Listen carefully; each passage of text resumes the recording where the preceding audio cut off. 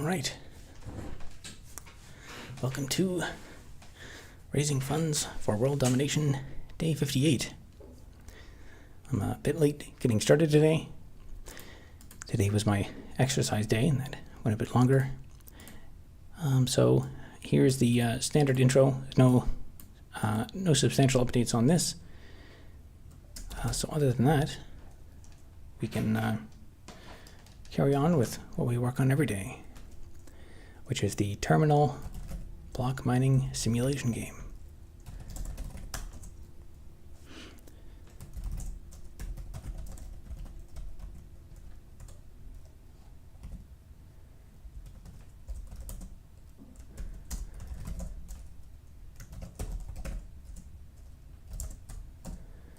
All right.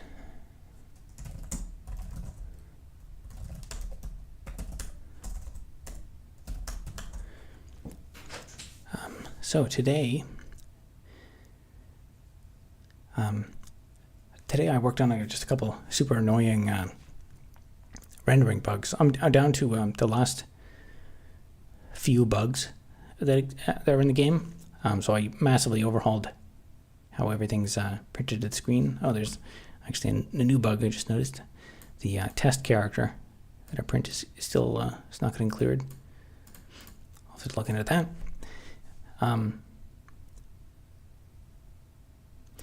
So the bug, let's see, what was it?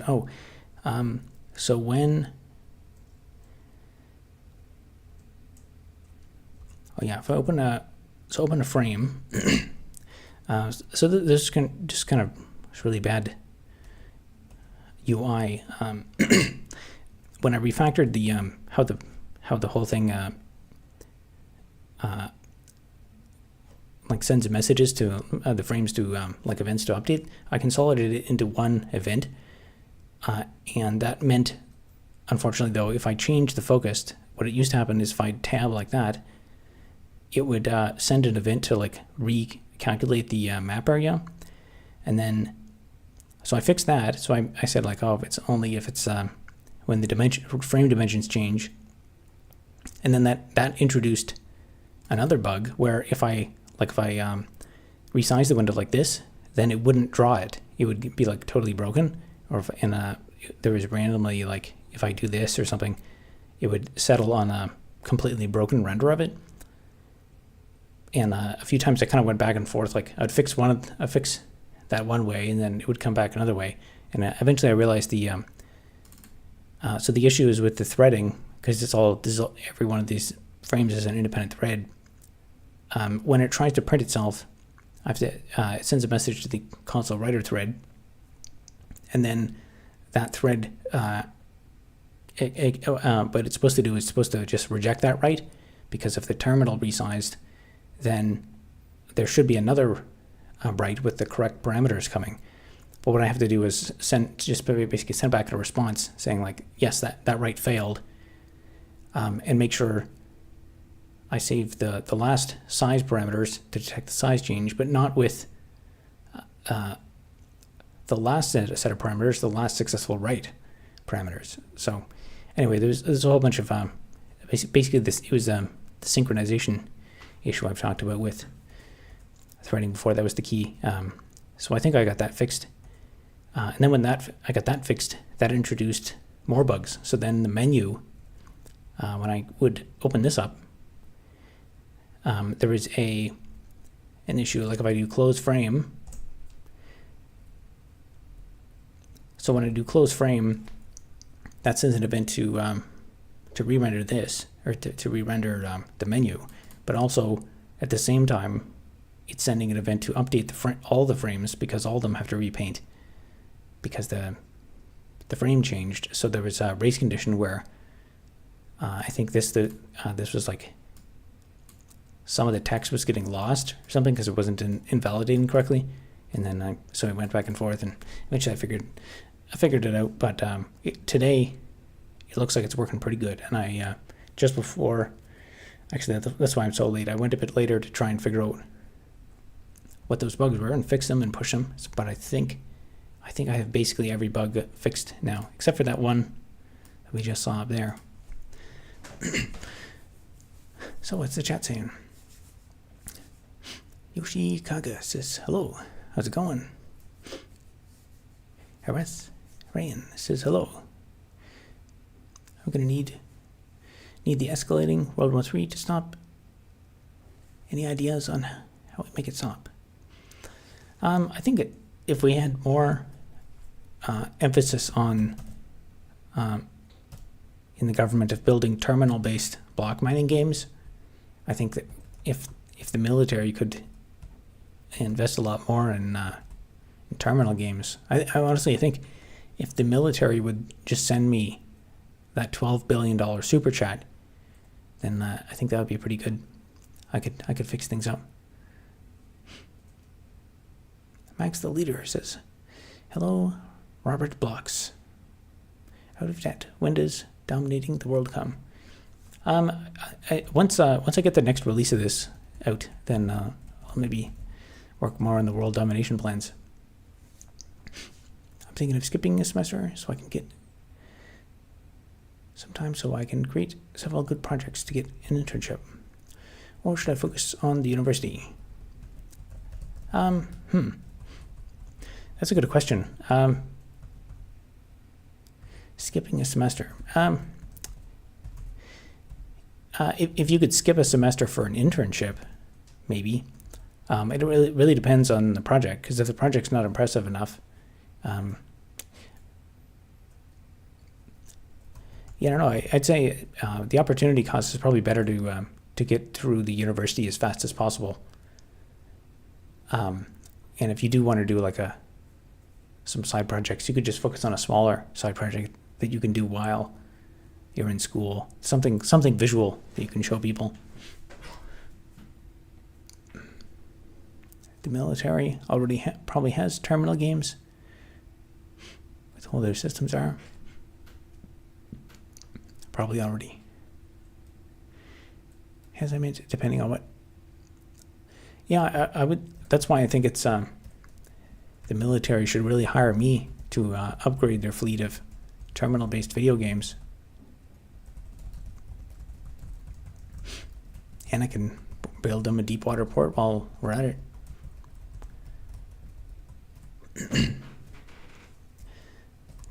Yeah, I don't know. I guess the taking a semester off is like I here the cost of a semester is like $10,000 in 4 months. So if the project is somehow like super amazing and it gets you that job, then maybe it's worth it. But I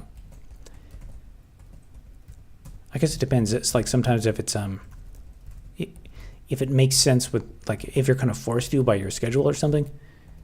Like I actually had a thing messed up with my schedule, and because of I took it's a long story, but I was supposed to take this like extra biology lab while I took this biology course, but it was never offered again. So, but anyway, I ended up just taking an extra course. But if I was forced to kind of just do like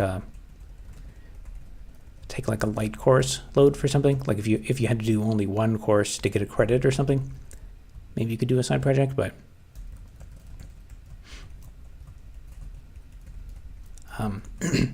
yeah, I would say only maybe do the dedicated semester thing if you can find a company who's willing to commit and say like, we will hire you if you do this, if you take off some time and do this side project.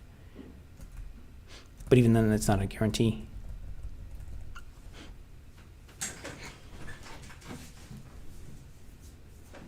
Terminal Defense Company could make bank. Yep. So I'm back.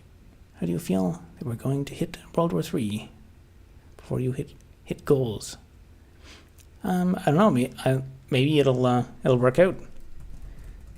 I think the military is going to be investing in terminal block mining games in the near future. So I think there's a defense contract waiting for me.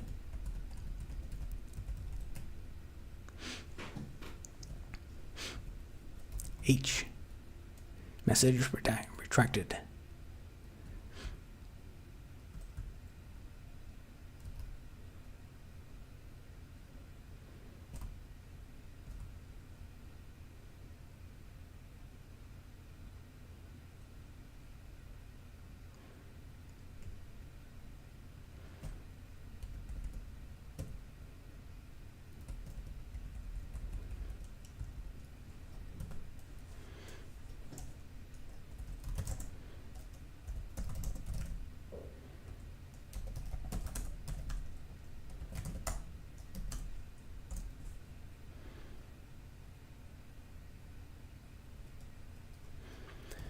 let's figure out how to make that go away. That's the first thing. Uploadbot says, hello, have you heard about the US striking Iran? Yes, I did see that. That's certainly an interesting development. There was, of course, a lot of discussion beforehand about, like, man, I sure hope the US stays out of this, and then they didn't. So I guess we'll see. I mean, I think technically in a lot of these conflicts, the US has been providing, like, intelligence and stuff, and kind of, like, moving behind the scenes on stuff. But yeah, I don't know. We'll see what happens. I mean, in my view, what I think is maybe more significant is rather than, like, I mean, the U.S. is always getting involved in things, but the population of Iran is 90 million people, and that's a lot of people. I think most people probably don't realize how many people there are in Iran. That's a lot of people to have an strong opinion on the subject. Let's see.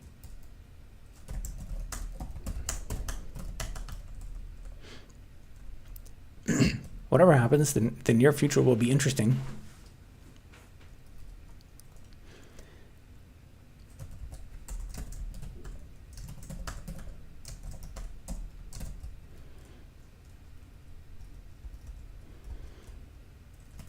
So that is from here.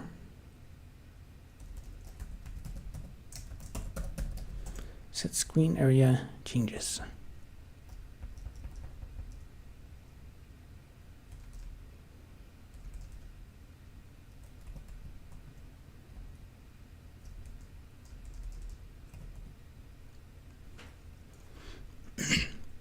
Want to live in more boring times. Yeah. I don't know. Boring is not necessarily. Exciting times are good, but I guess there's a difference between, like, exciting. Like, you can have positive, exciting times. Like maybe 1980s or something. That was a fairly positive time. Or like in those vaporwave videos, if you guys have ever seen those, where it's like these kind of like vaporwave funk edits of Japan in the 1980s, whenever everyone was happy, and there's all these commercials for, like, on these interesting new products and beverages and stuff, and everyone's making a lot of money. That's an exciting time.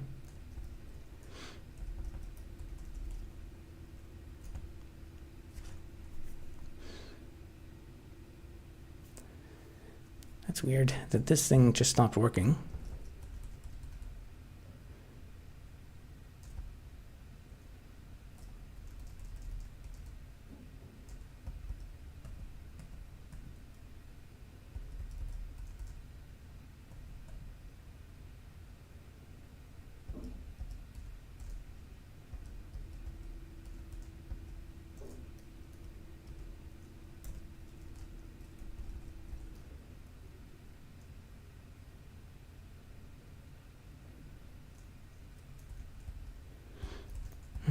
Oh, that's because of that.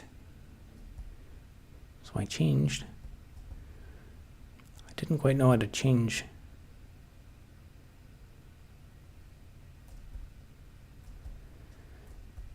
I did a bunch of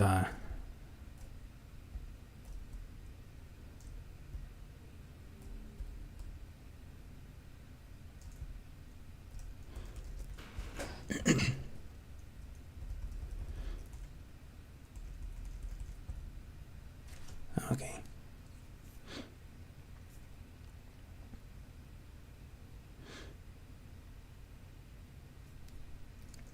That's why.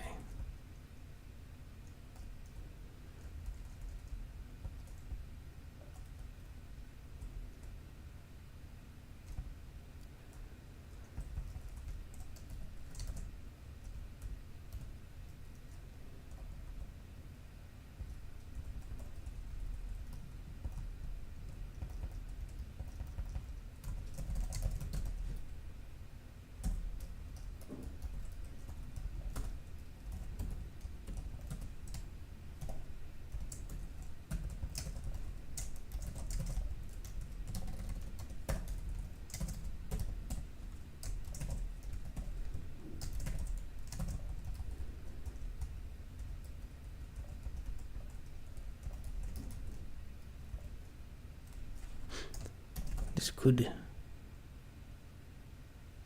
fix it.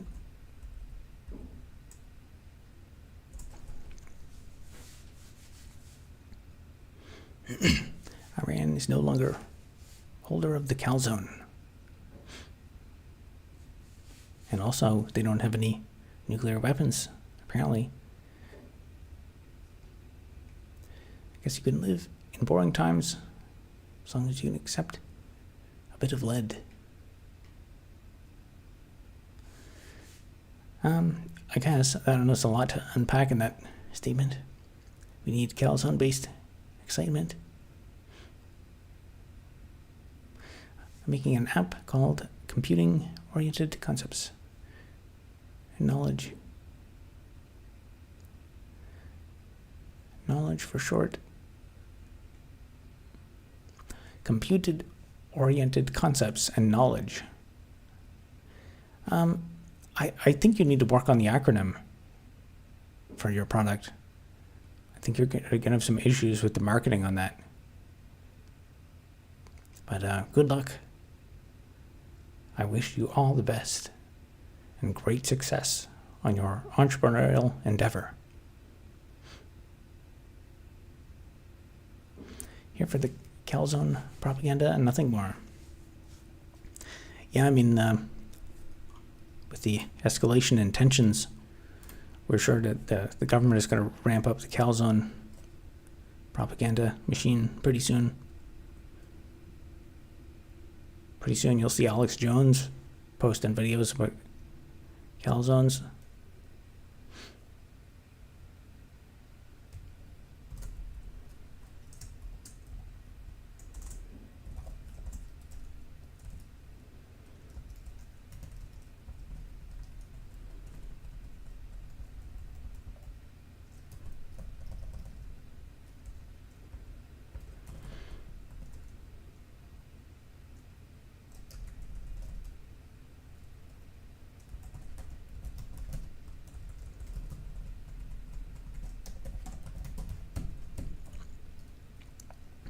Now, hopefully, this does not introduce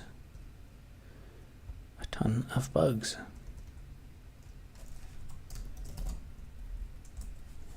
That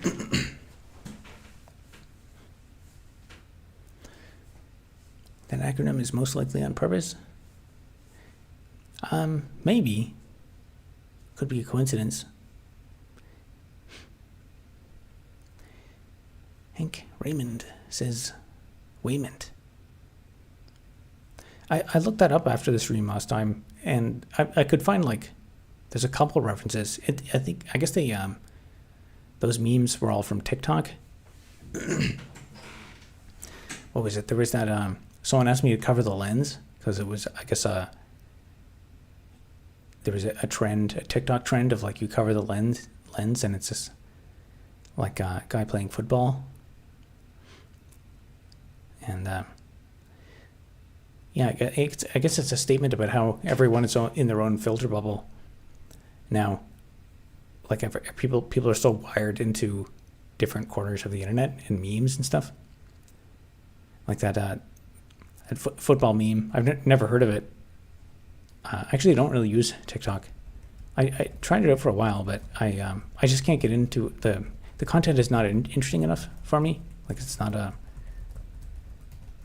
It's just too weird.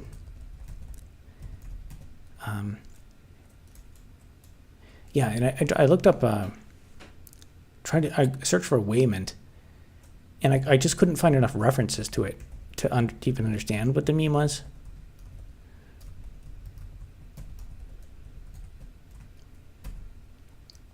Can I send you fan mail? I've been abusing GamerSup's free samples. I have a lot of stamps and energy drinks. I don't have a PO box or anything set up. You can just describe what you would like to send, and then you could just send an emoji, send the closest emoji in chat. That's close enough. Robert Locks.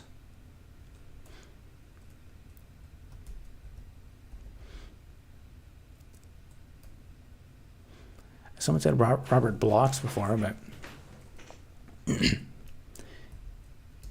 don't know what Robert Lonks would be. Would you ever consider adding a simple multiplayer mode? Is the game even basic LAN or TCP/IP so two players can share the same world? I think it would add a lot to the experience. Yes, that is one of the next things I will probably add. So within the next few days, I think once I fix the remaining, oh, look at that. My change did, in fact, introduce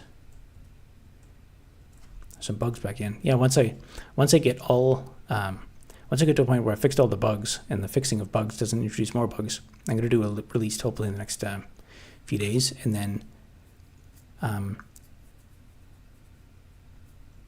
although technically, yeah, I was thinking about how I would implement the multiplayer. There's quite a bit I should do.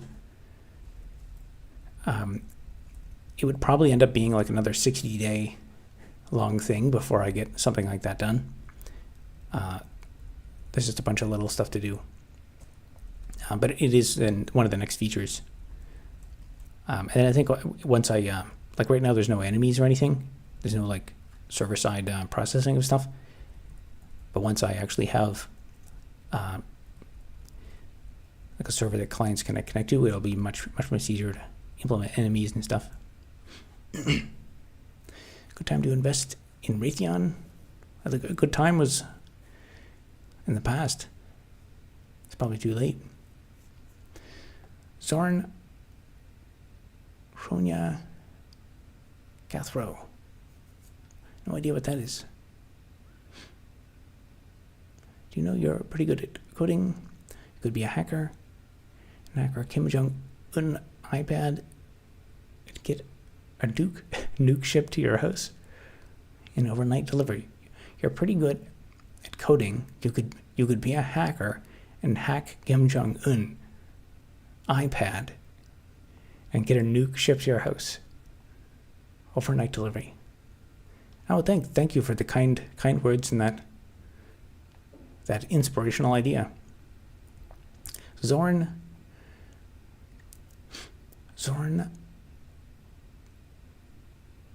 Crocus 4.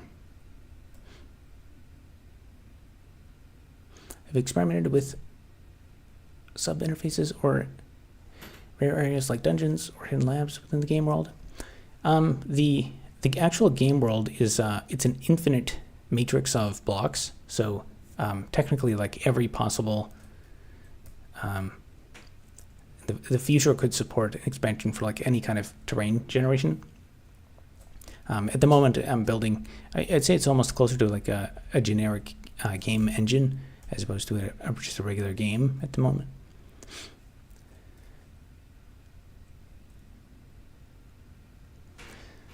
Cronus.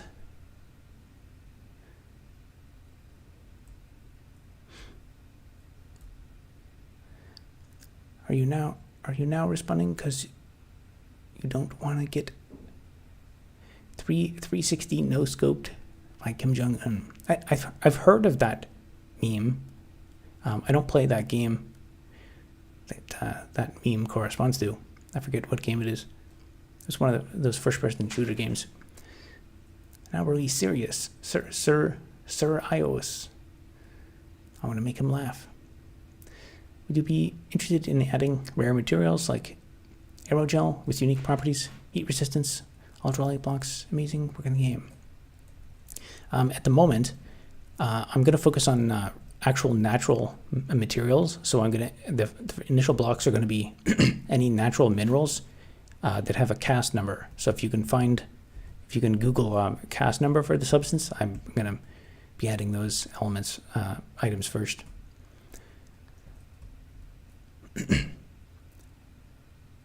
Garthro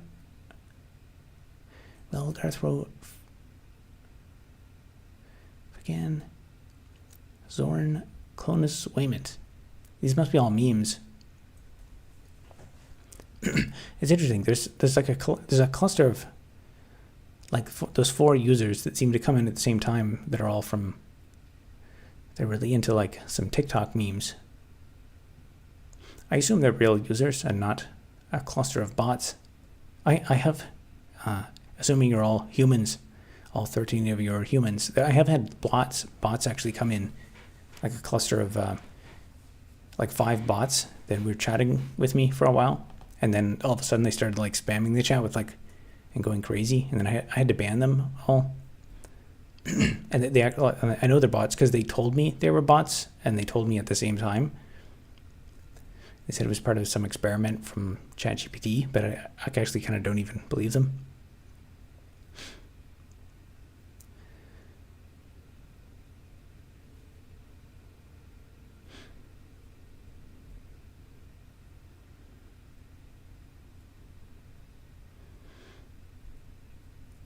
Text from mom. That's a strange text to get from your mom. Camp cooking 12. That's you're starting to spam the chat.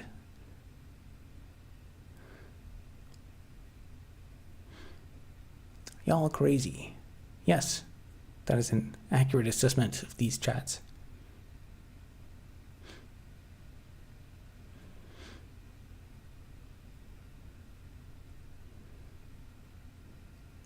Did you start this game 58 days ago?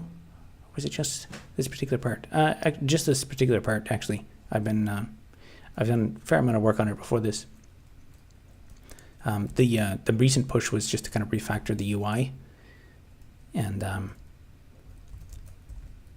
I made some massive changes, and I made it like a multi-threading safe. So, well, actually, I just broke it, but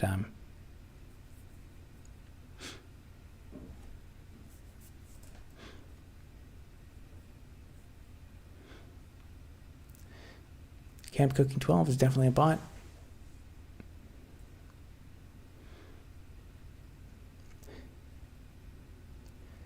I would believe that it's like a kid. I think there's like I looked up some of the memes and stuff, and I think there's a subset of like chronically online,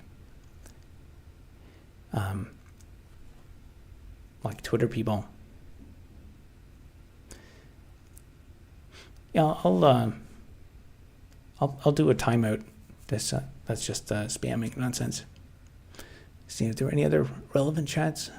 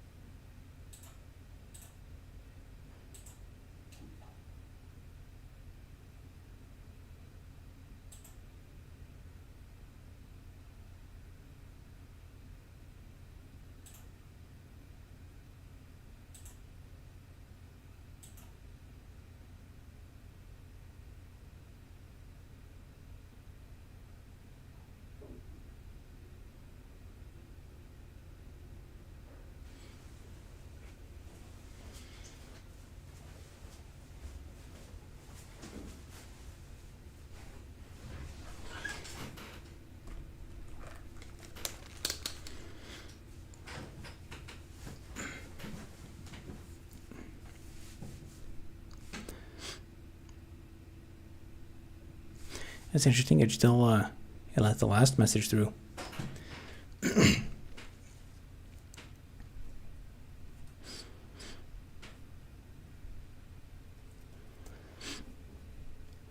All right.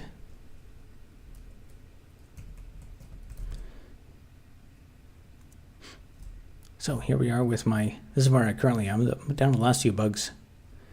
And I keep thinking, oh, I'll just do this one little thing. But actually, it introduces a ton of other bugs.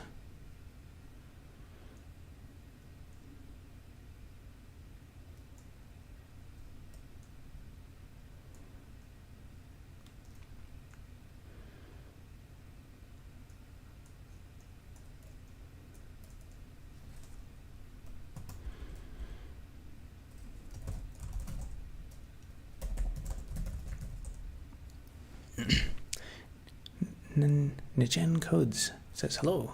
How's it going?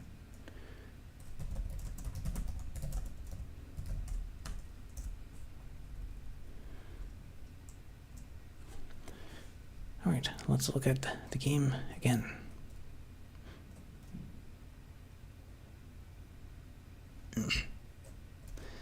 How are you? Am I? I'm pretty good. I'm getting close to the next release of this game. All right, menu's working good again. One annoying thing is I think part of my goal of all this refactoring was to make it more fast, but it's kind of it's hard to make it fast and correct.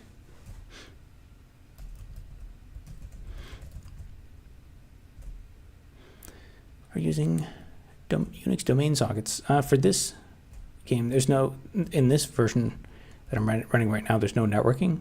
There is a basic kind of networked version, but basically it's still just like a single player thing.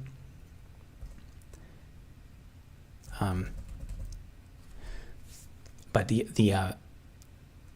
actually takes the like the reads and writes, and it sends them through networking.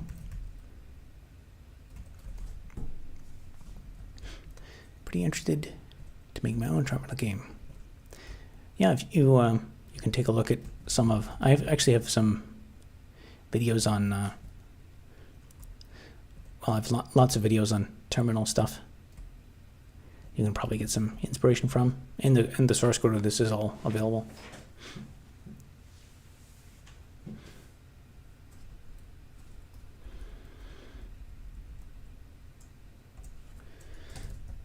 So let's try to fix that bug.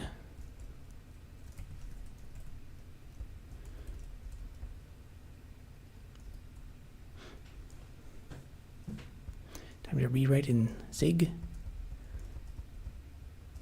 No thanks.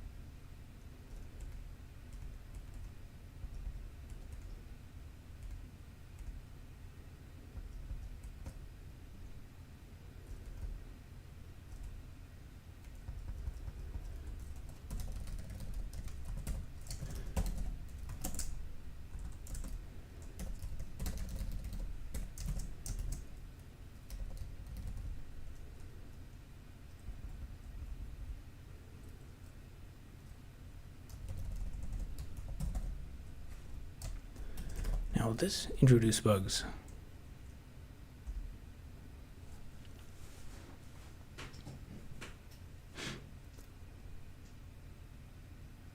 What if some blocks were alive with simple AI, changing the world, interacting with the player?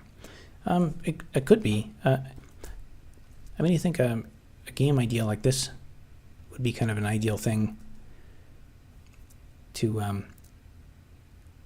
actually like hook this up to ChatGPT or something and have like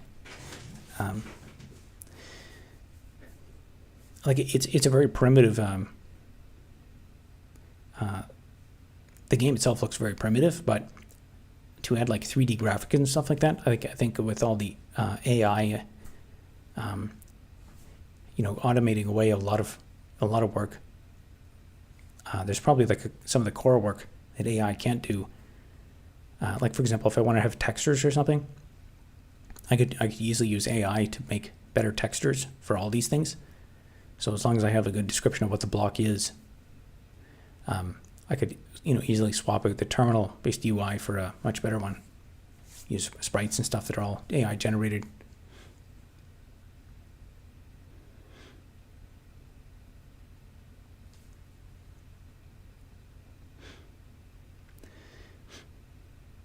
Makes me want to make a TY for all my shell scripts. Yeah, you can look into ncurses as a library for doing a lot of terminal stuff.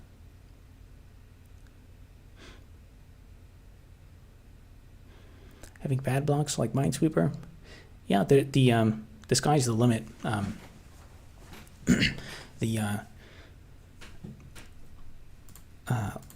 I guess let me.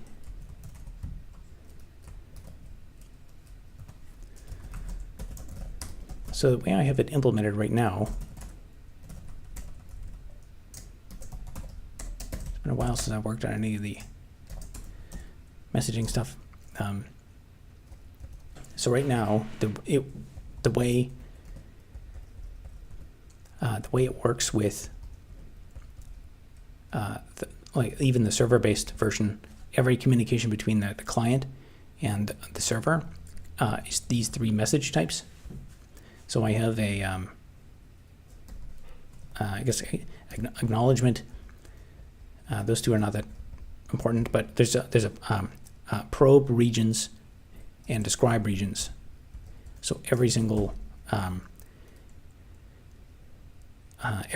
you can do to interact with the game world is those two methods.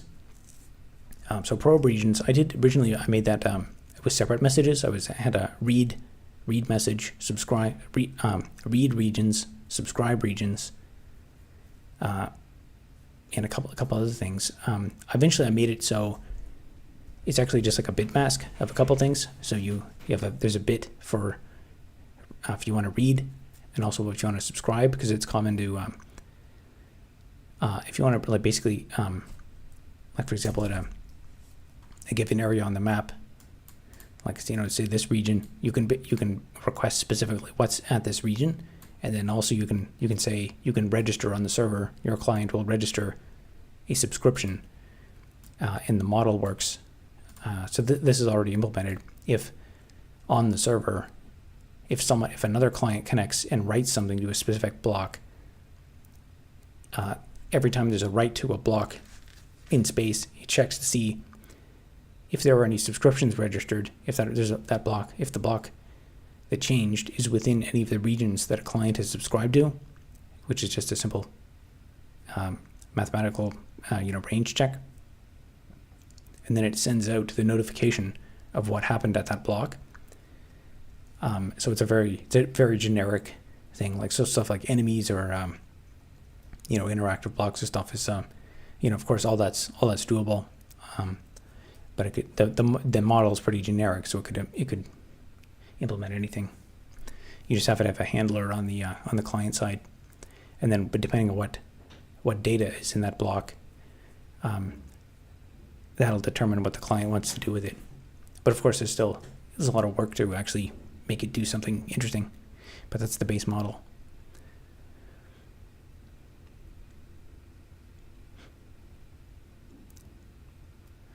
Hello, I came to live after seeing your 3-year-ago video, how to make a CPU. Yeah, that one's trending recently, which is nice. It's bringing in some YouTube revenue.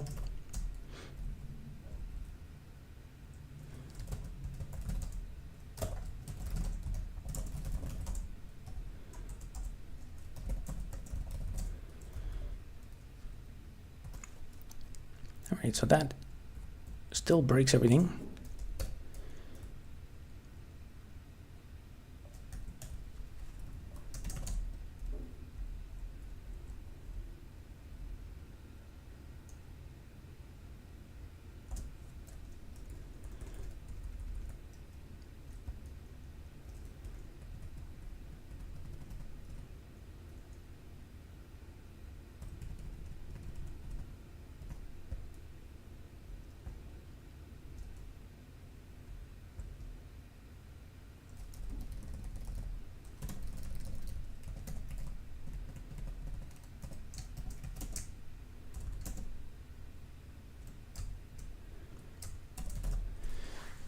Let's see if this will resolve that.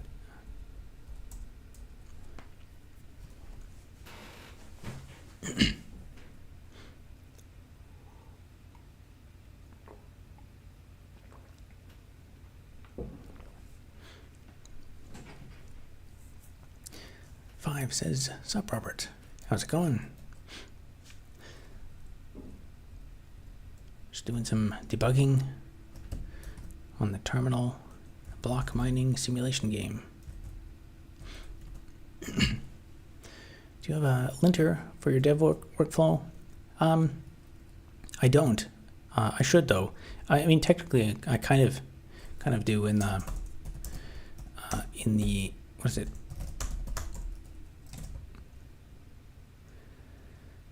There's a compile. I guess I have. Oh, I guess. Yeah, I do have a linter. I lied. Yeah, WR. I think that makes warnings errors. And so I guess presumably this does linting with whatever's the Maven compiler plugin. But I guess technically I probably could do better linting. I have like tons and tons of unused imports.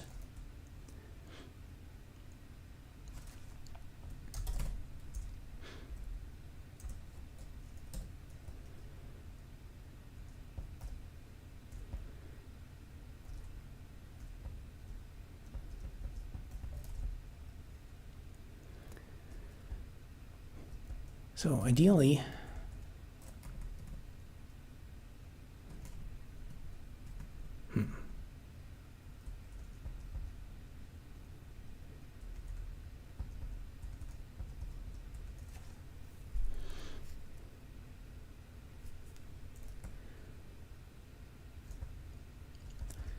I want to find a way to. I have the graphics kind of working, but ideally, I made this like whole thing with like flags and change detection and stuff. And the reason I did that is so I could do the minimum number of prints possible. But when I actually use it, it's broken because it has bugs. But then, so it works if I just update everything. But updating everything is slow. So I got to figure out how to simultaneously make it work and do the minimum number of prints possible, but also not have bugs.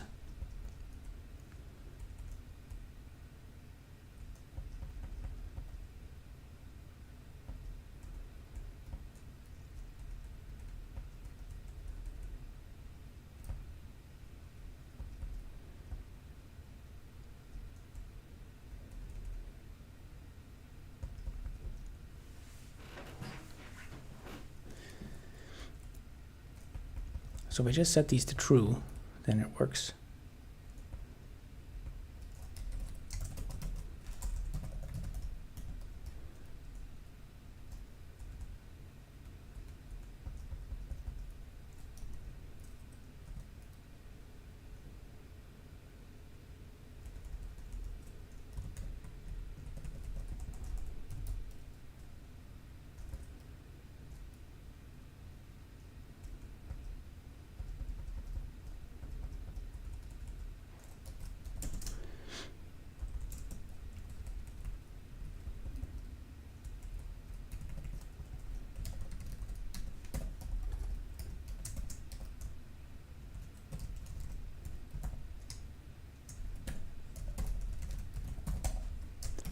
So I think that'll fix that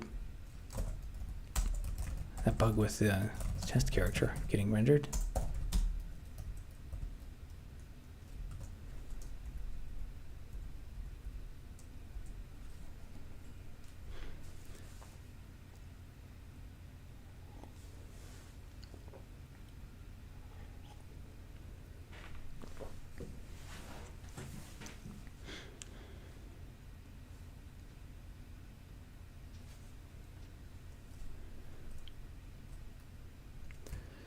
All right, that fixed the test character that was up in the corner.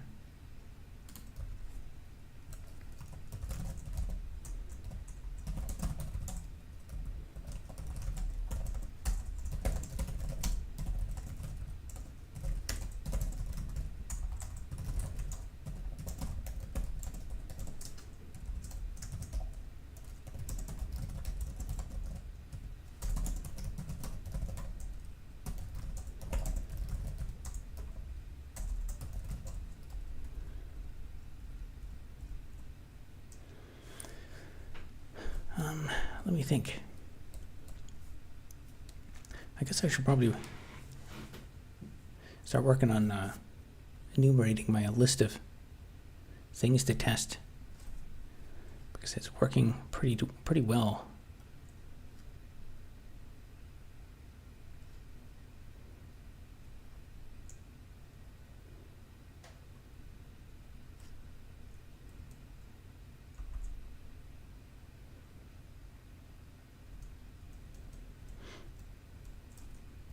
So this help menu was a source of tremendous bugs, because it's the first.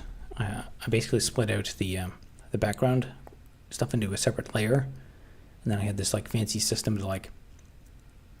So the help menu is in its own layer with a bunch of null characters out here around it, and then there's a separate process to merge the active layers, and then when I toggle the escape menu, it just sends instead of clearing it, it sends a flag to disable this entire layer, overlay layer. And then there's a separate merge step to merge it's generic, so if I want to have more layers, I can. But right now there's just two, so it'll merge them down. So if it's a null character, it takes the character below. But also I had, because this runs independently in a frame, and the frame tries to calculate the differences and keep track of them, and because sometimes the writes can be rejected, like for example when I resize the UI like this, or if I like maximize, if it's trying to draw itself but it's too slow and it sends a draw message, it'll get rejected. But that meant it would calculate the differences wrong, so it was full of bugs. But I think I have fixed most of them.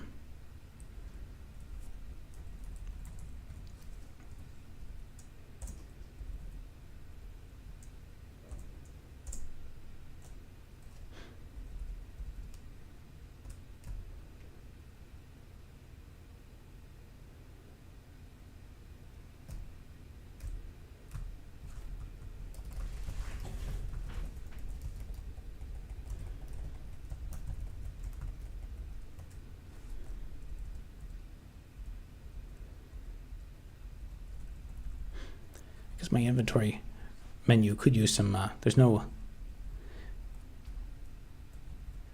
it doesn't work well if there's too much on the screen.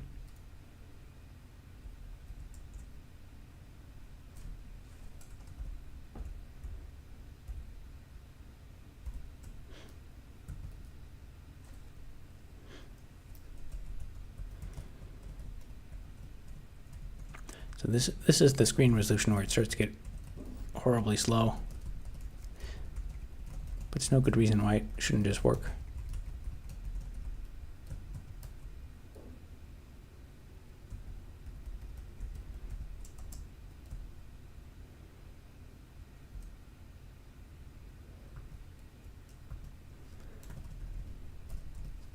Yeah, my keyboard inputs are lagging a lot.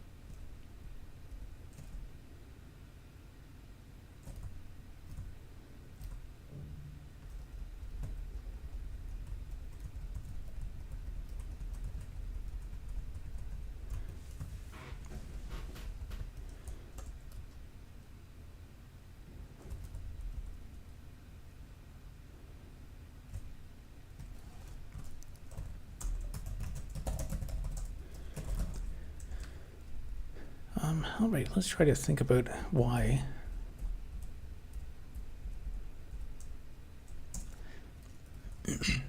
Why I can't just use the change flags?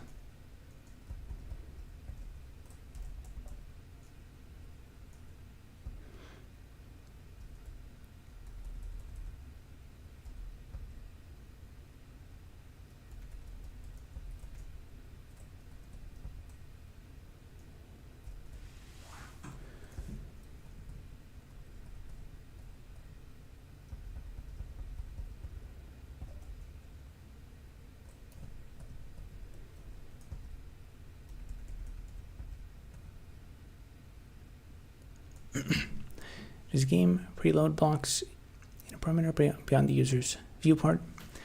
I think it does. I can't remember the exact. That's in next in client block.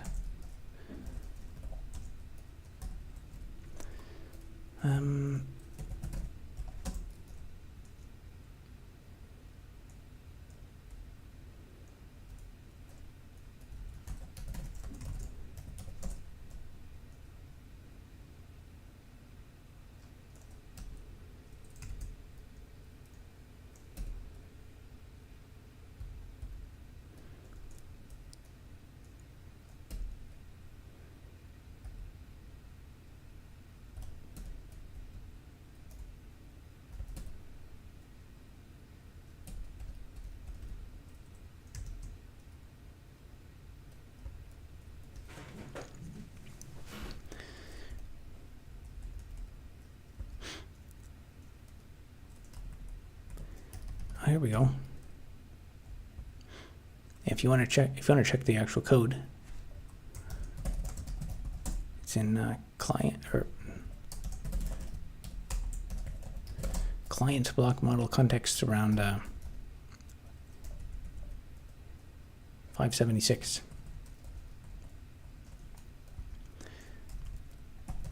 So it loads 20 blocks or so around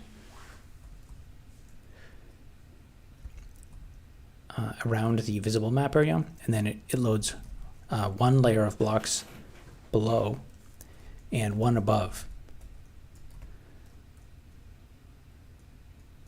And so individual chunks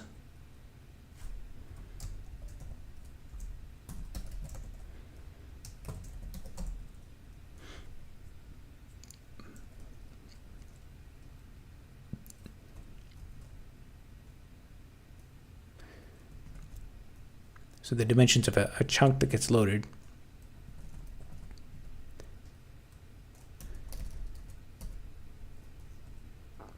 is around this. So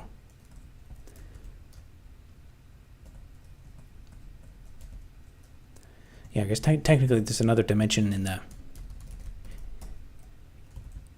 game area. So the first three, that's so it's actually +1 on this. So 3 by 3 by 5. So 3 in the X direction, 3 in the Y direction, and 5 in the Z is the individual chunk. So when you run the game, let me just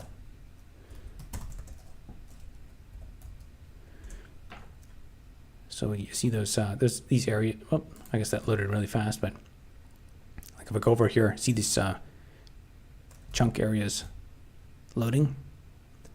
Oops, that if you can see them on the side there, they're loading. I guess that's 3 wide by 5 tall. So it's sending off individual requests for 3 by 5 at a time. Very cool. Thanks. I was curious how much of it was getting preloaded. Yeah, it's yeah. So what you see on the screen, and then out to I guess a maximum of 20 away. And actually, I put quite a bit of effort into. There's quite a bit of logic into constantly enumerating what chunks are like on the screen and not loaded, but also closest to the player. So we have like two separate data structures actually for the pending chunks and one for the loading. So if I go to like a new region I've never been to, I don't stop getting stuck on stuff. So those are all, and anything with a P on it. Just can't see any of those. Those are all U. Maybe I've been here before. U means uninitialized. Maybe I just can't. I'm not going fast enough. Actually, maybe I'll zoom out so I can't load them all.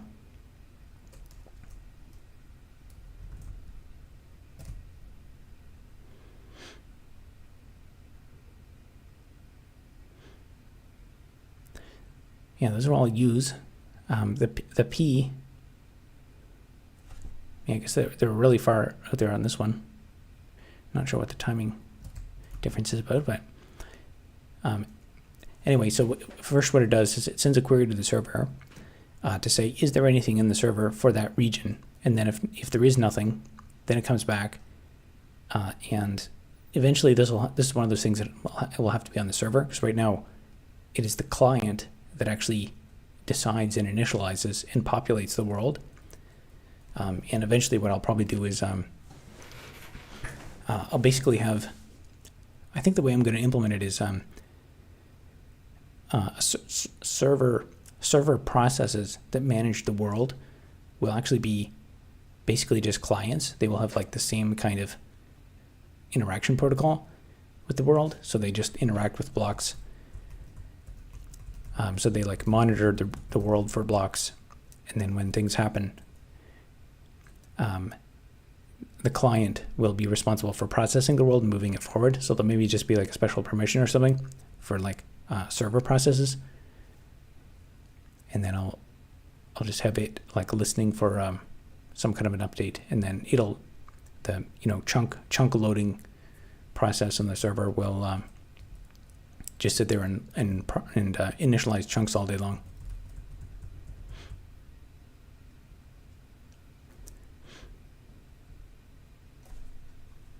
Yeah, there's a good example of the difference. Those over there were P, and then and so now if I go back up this way,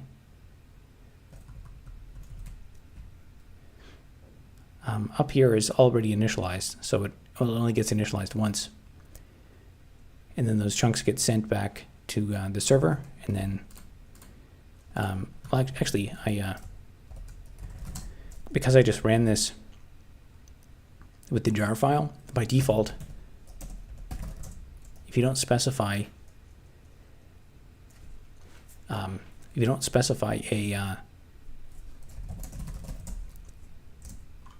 path for the database for the single player client, the database it uses it just creates a SQLite file, SQLite 3, I think.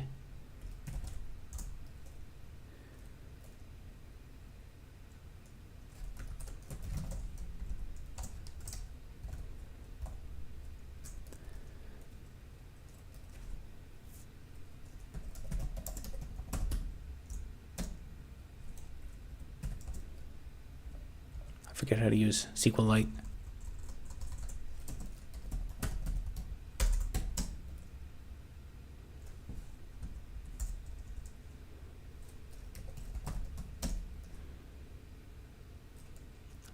Does anyone remember how to list tables on in SQLite?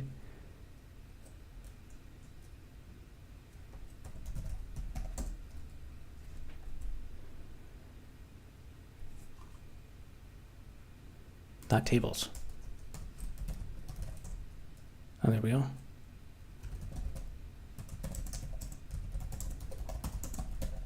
Limit 10.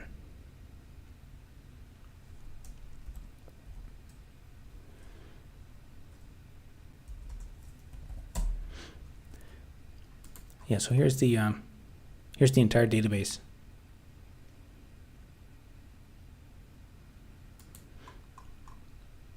I guess it doesn't specify the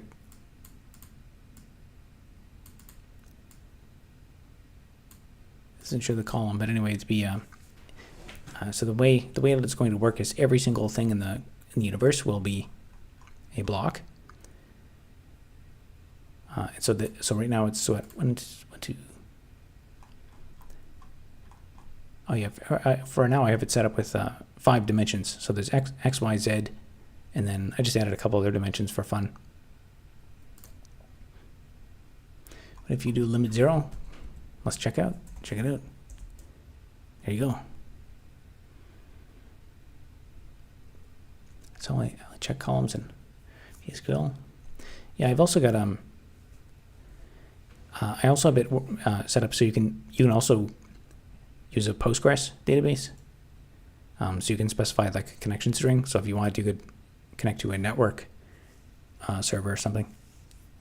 So when there's 1 million people on your block mining game, you can connect to a nice load balanced, failover tolerant, multi-availability zone Postgres cluster for maximum performance block mining. SQLite's kind of nice, but I don't. The UI is not really super clear. And for this one, this is just some of the blocks. So every block can be an arbitrary data. So right now it's for the player. I just have a JSON object, and it's stored at this kind of arbitrary address, XYZ, but also I'm going to use the same model, same kind of like block model, so that you can store like game information in just a different dimension. And I haven't really thought much about how to organize this, but I'll have to think more about. This is just like a random address I chose, but it'll make sense to have some kind of even like a naming system, like a name alias system, to map names to numbers, so I can actually remember where things are, or almost just maybe even like something like a hash map, where the hash map members map to just an address in space.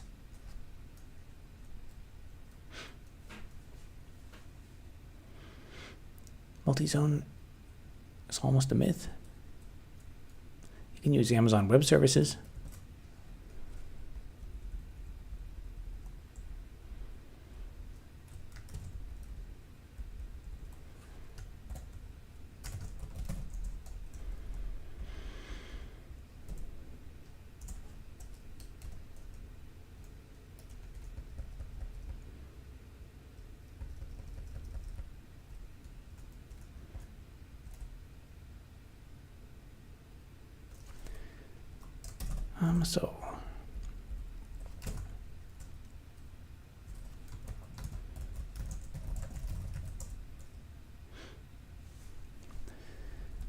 The next thing I was going to think about was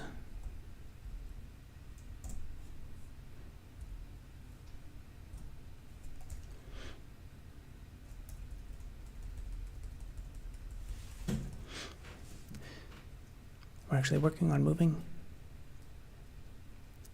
enough to use AWS as a failover when GCP fails, like it did a week ago. Interesting. Yeah, Google's cloud is very, from what I've heard, it's very expensive, and they have weird, like things will be free, and then one day they'll be like, oh, we're changing it, and now it's like $10,000 or something.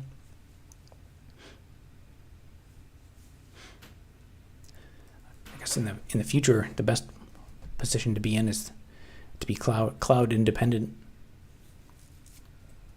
But I think from what I've heard, Microsoft Azure tried to compete and build their own cloud, but I don't know. I don't know what the latest is on that, but I've heard some.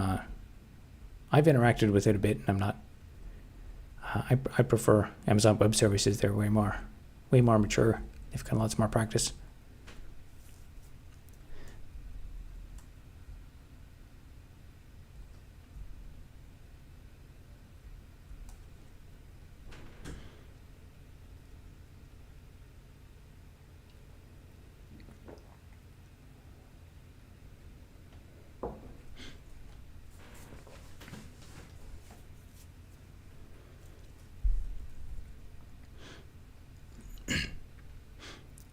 Architecture needs to account for cloud usage costs. Fortunately, the code base I work on prioritizes that. Yeah, cloud usage can get, like, the costs are outrageous for certain things. Like, some stuff is just so cheap it's basically free, but then other stuff like data egress, if you want to put data into AWS cloud, it's free, I think, or basically free. But then the rule used to be you could have up to like one gig. I think it was 1 gig per month egress from EC2 per month, and that was free. And anything above that, they would charge you to send data out. And then they finally it was that low for years. And they finally increased it to like 100 gigs, but that's still incredibly small. And beyond that, it's like, what was it? I think it works out to, like, if you want to send a terabyte of data out of EC2 per month, it would cost you like $100, which is that's insane. It costs the same amount of money to transfer that much data out of EC2 as it does to buy a hard drive and like get it mailed to you.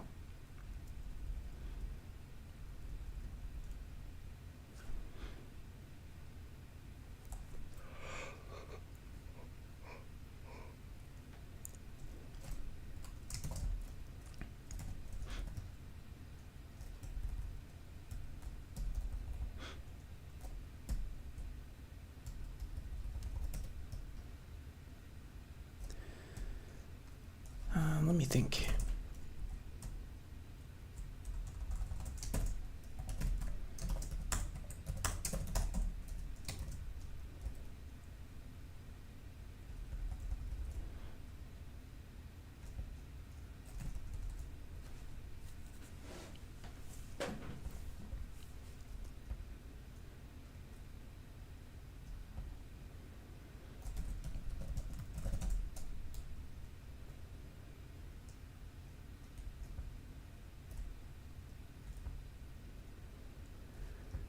All right.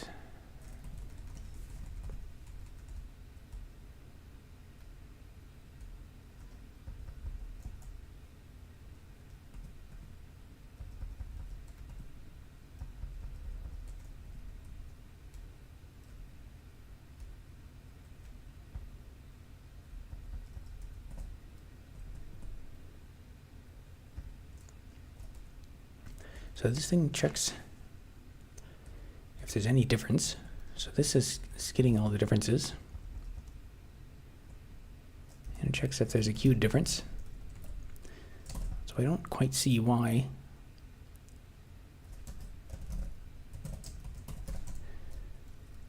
my layer merging thing is not doing what it's supposed to.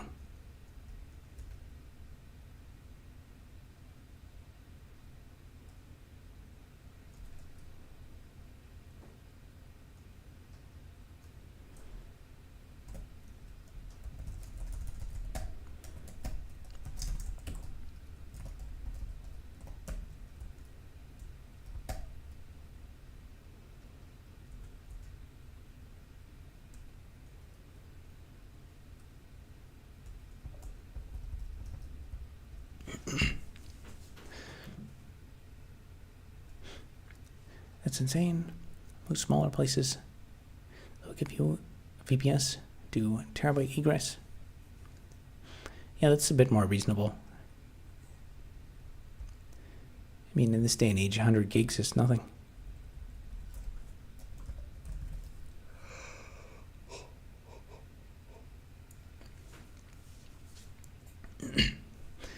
Yes, it says, how's your day been?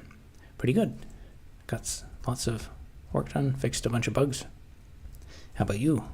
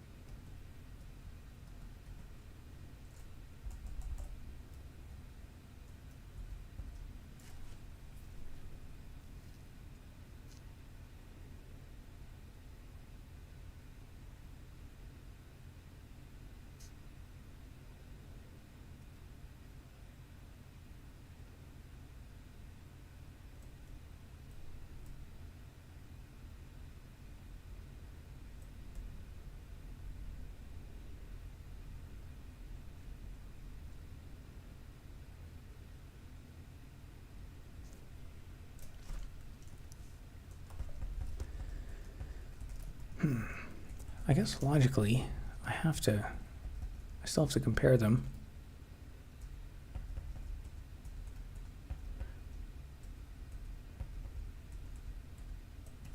Because otherwise there's no way.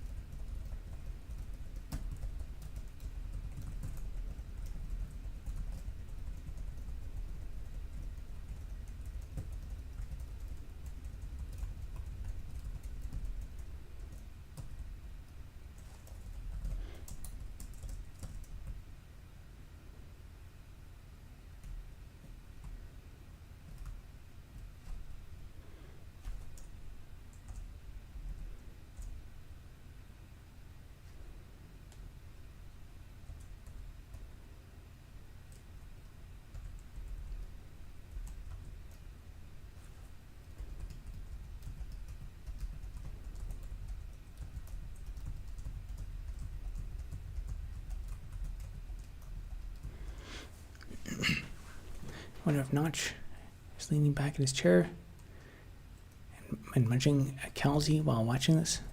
Maybe.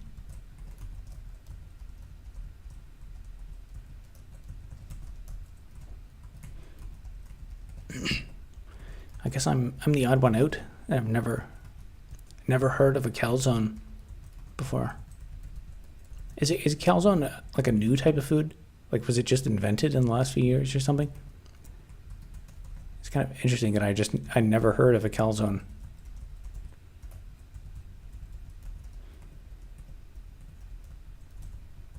Is it a food that's specific to California?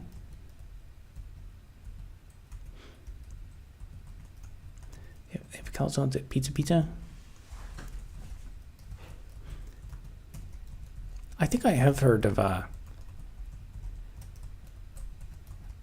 was aware there was some kind of. There's a thing you could get. There's like a giant pizza pocket or something. But I didn't know what it was called. Hey yo, remember me today? Kind of. The icon next to your name looks a bit familiar. Thought it was a New York thing. Pizza pocket. Yeah, I knew that there was a thing that was like that. And honestly, I remember hearing about that, and I was like, "Huh, that would be kind of good." And I don't think I've ever interacted with someone who got one. Like it actually seems like it seems like the kind of food that students would get in university. But I don't think I ever saw one eat. I don't think I ever saw someone eating one. What are you doing? I am currently working on my terminal-based block mining game, doing some testing and making sure it works.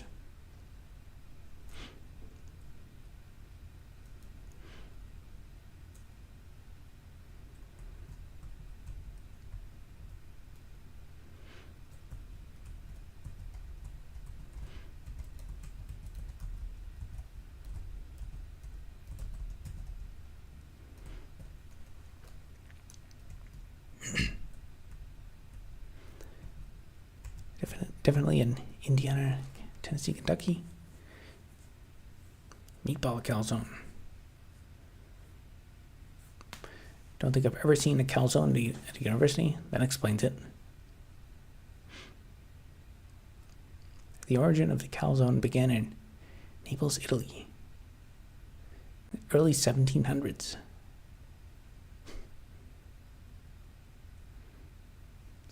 I will not entertain your calzone ignorance with this rather insulting anti-calzone rhetoric. I'm not being anti-calzone. I'm just saying, like, I was out of the loop on this.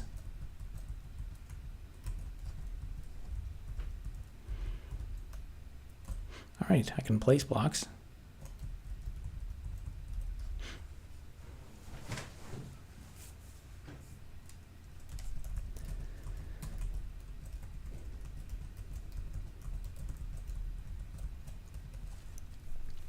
Let's see.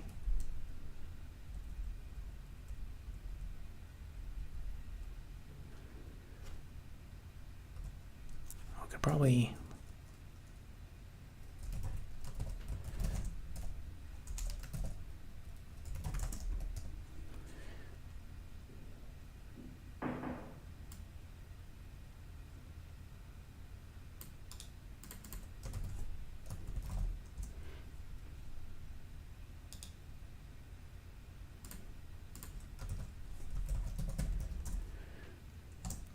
test if it works in screen.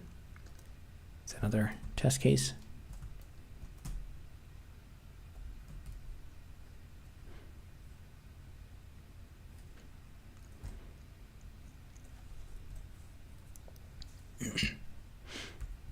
Should I sleep for 3 hours, then go to work, or pull an all-nighter?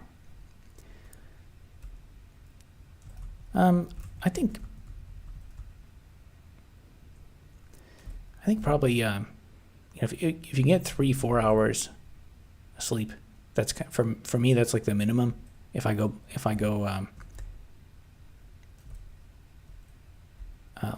get less than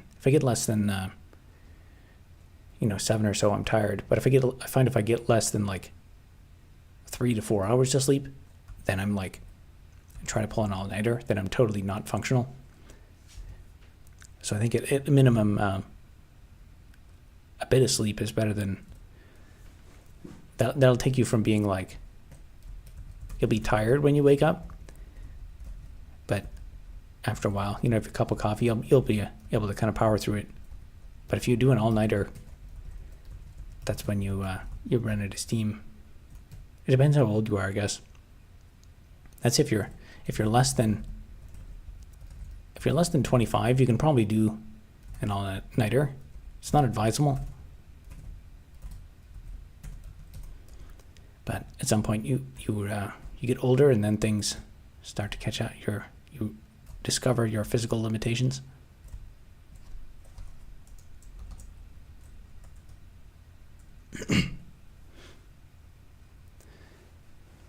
What if a secure SQL system was made playable to be hacked? Does that idea interest you? I think there are I've never tried them, but there's capture the flag contests and stuff like that, where each table query permission is represented as blocks or puzzles to explore and hack through gameplay. Yeah, I think what you're describing sounds kind of like a capture the flag type of thing. I think for this game, the interaction with the SQL database, people are not, in a way, it's you could kind of just think about the map as the SQL database. So if I press P, I'm placing blocks. So this is an insert query, and this is that's like a select query. And an update query would be like, I mine that block, and then I go in here and I press a P. So that's kind of how I would think about it. You're minimizing of calzone. Calzone's place today in society through dismissive myths is downright problematic. I know you had become dangerous. However, the extent of which was unknown till now. Yep. I led everyone on. And now I'm showing you all my true colors. I have no apologies for anyone. What program should I use to make a pixel game? A pixel game, I think a pixel game would be very different than from this. This is just pure terminal. So it's only like ASCII graphics and some emoji characters. Honestly, I actually don't know. To be honest, I don't know much about game development.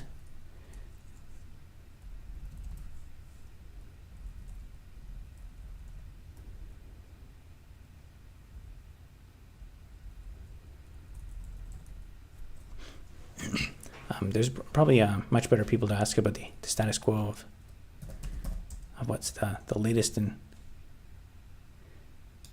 game development. If you want to make terminal-based applications, I know lots about that.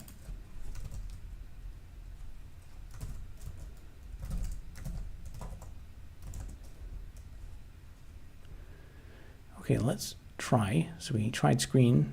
Screen works.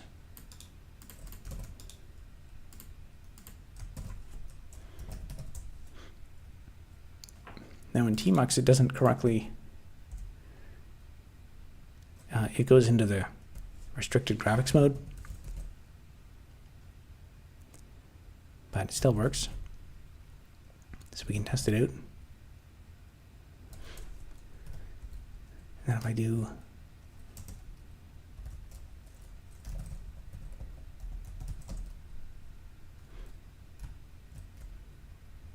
oh, interesting.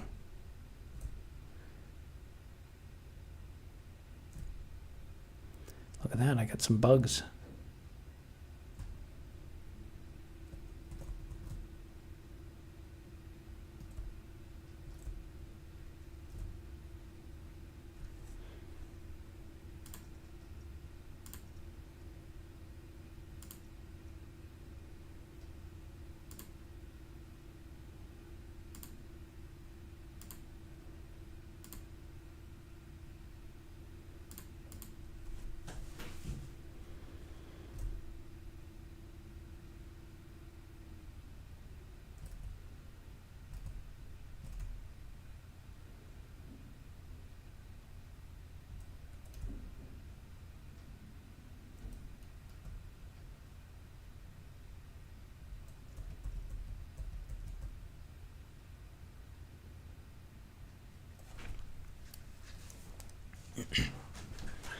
Now I solved that before. I forget why this specifically happens.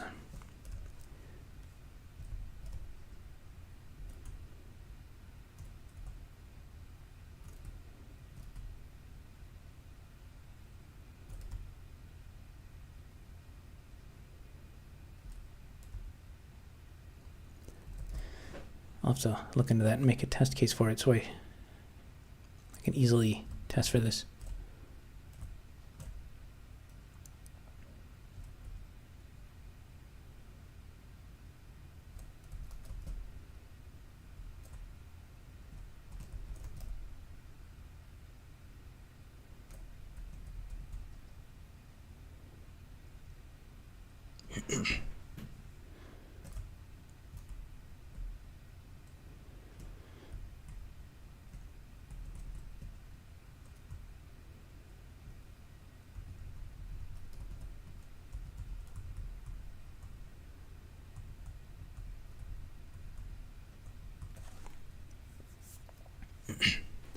Can you give me a shout out? I'm your subscriber. My name is Raman Kumar. By shout out, you mean like reference your channel or some content, or just mention your name?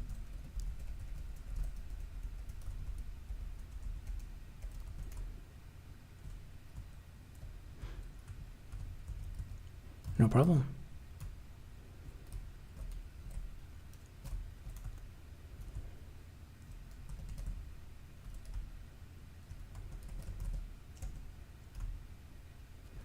So I think it's maybe incorrectly detecting the width of characters.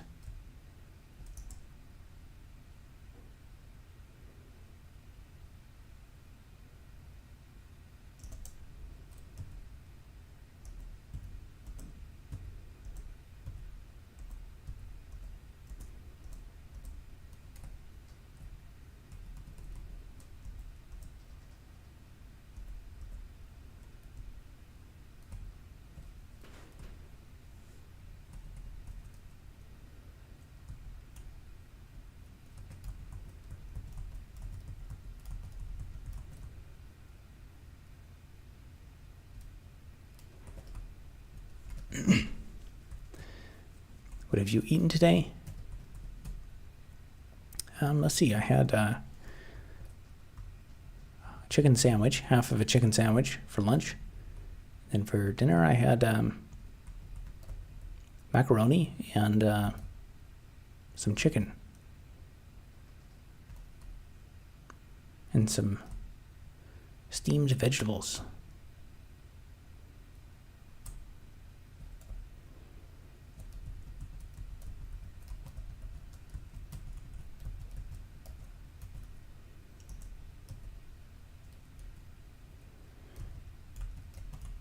So how many blocks are really there?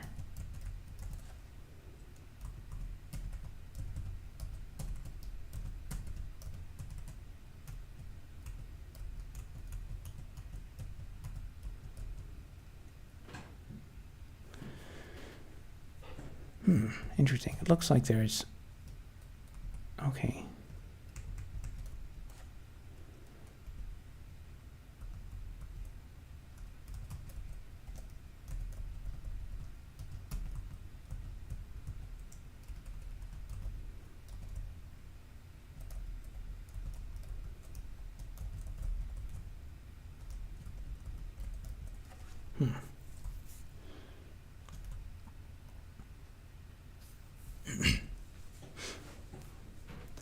Nice. Come to my home in India. We'll serve you lots of healthy, traditional, tasty food. Oh, thank you for the invitation. I probably won't be visiting India anytime soon, but I got terminal block mining games to work on.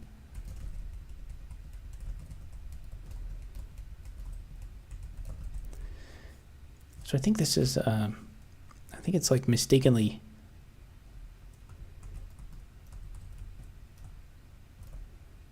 it's not calculating the width correctly or something.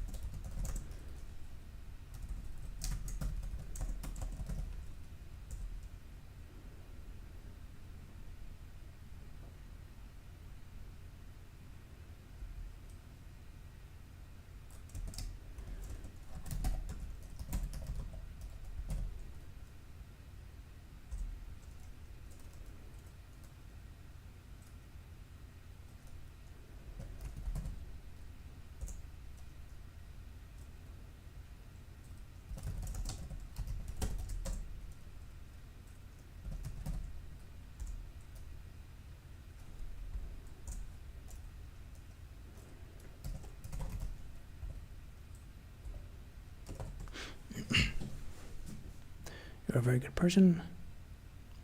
You will marry my beautiful daughter. She is 26. I'm looking for a boy for her.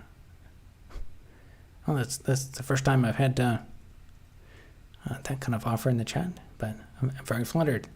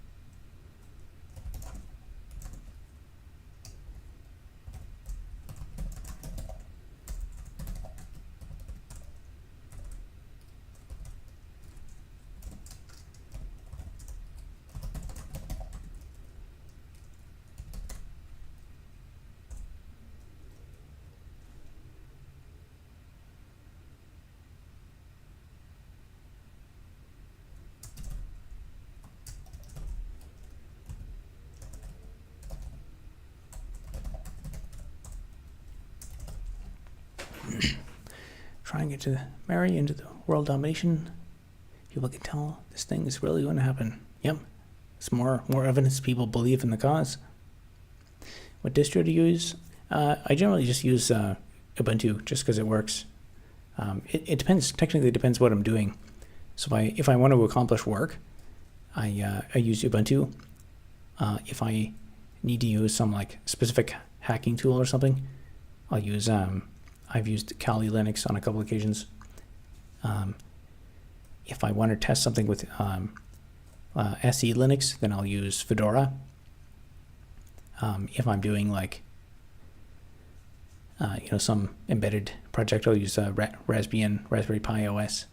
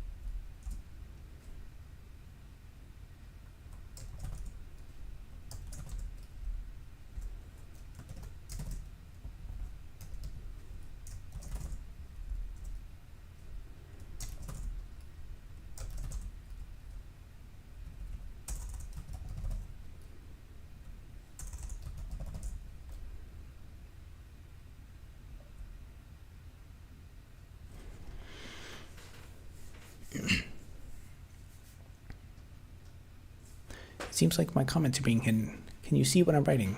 If it's not displayed on the screen, then I'm not seeing it. I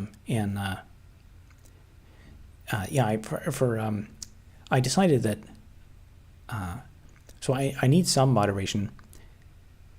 Now I can like up here in, like up just beside the cursor there, I can change that from top chat to live chat.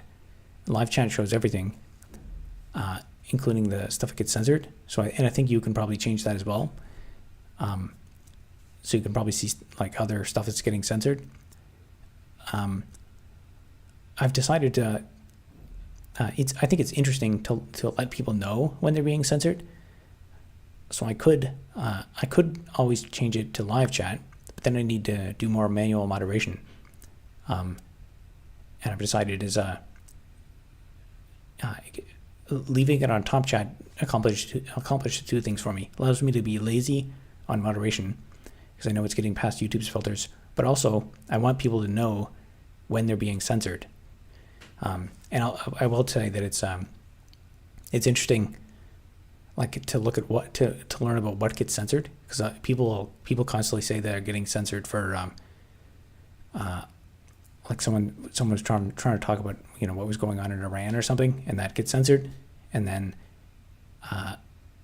someone was trying to describe how to do something with like Python -m, and when they used the -m, every time that would get censored. But then other stuff, there's like randomly people will come into the chat and like spam like swear words and really inappropriate language and stuff like that, and stuff like that won't get censored. So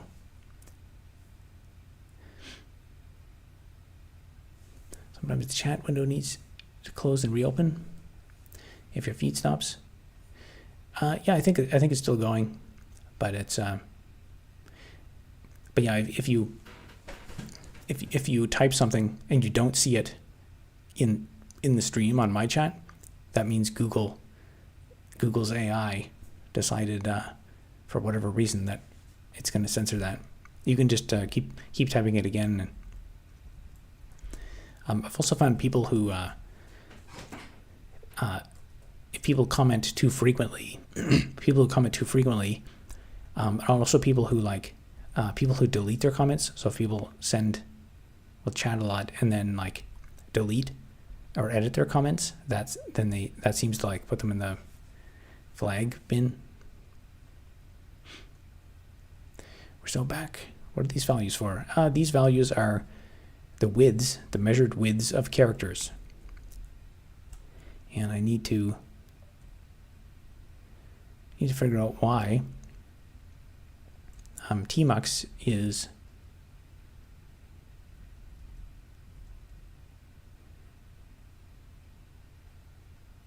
getting a different value. Okay, there we go. I don't know why it's sorted those differently. Interesting.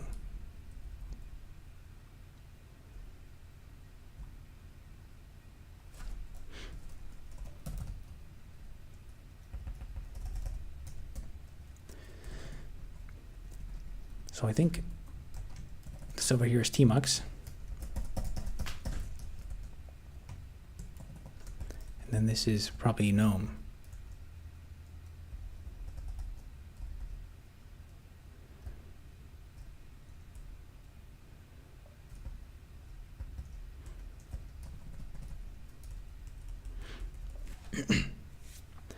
So I had this issue before.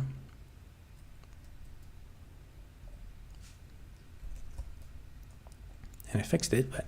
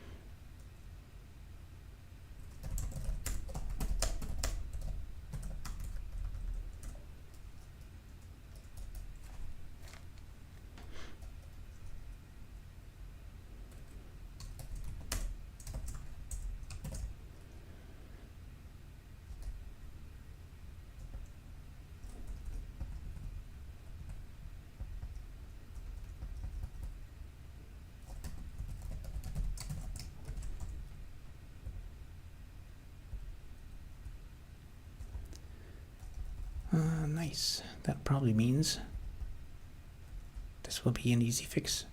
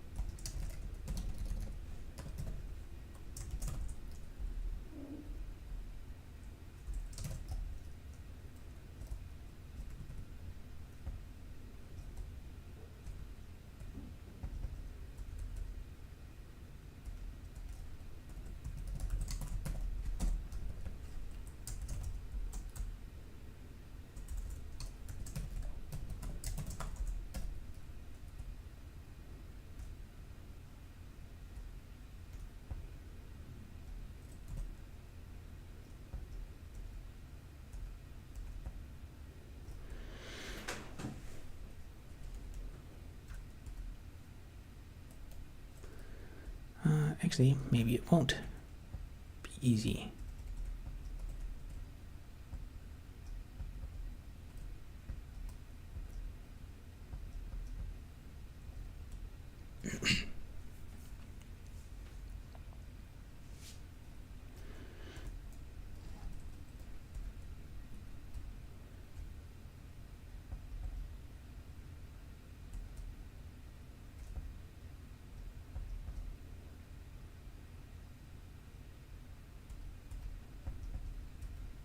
Oh, nice. A super chat.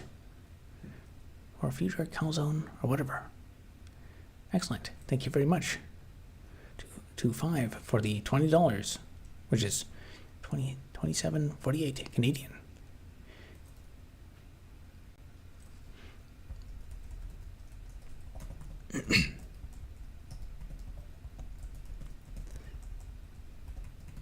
The extremely, I guess YouTube knows what they're doing with gamifying the extremely brightly colored super chats. Every time you see those bright colors popping up, it's always exciting.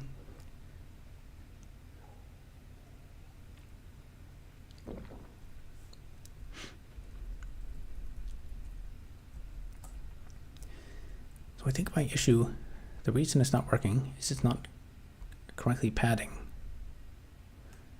the characters.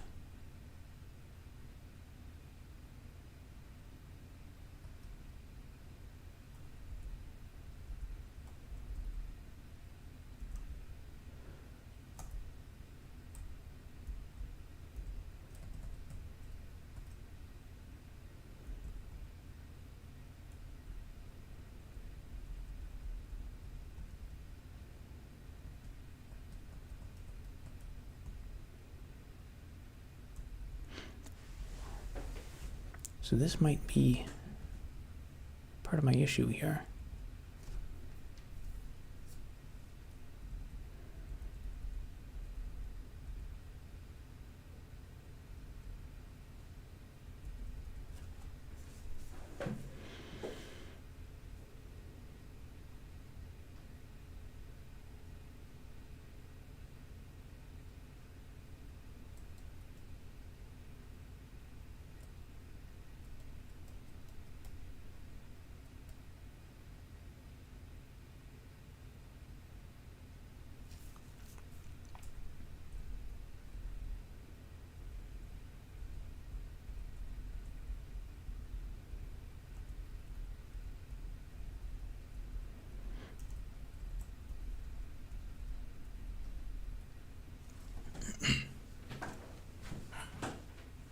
there's a weird case where, so when I have characters that take up more than one space,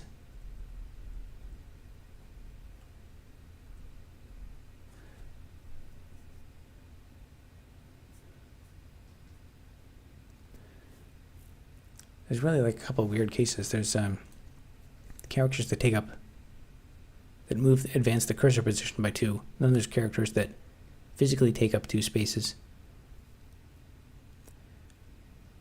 But there's actually no character after them. So to print it well, I just have to like print nothing at that location.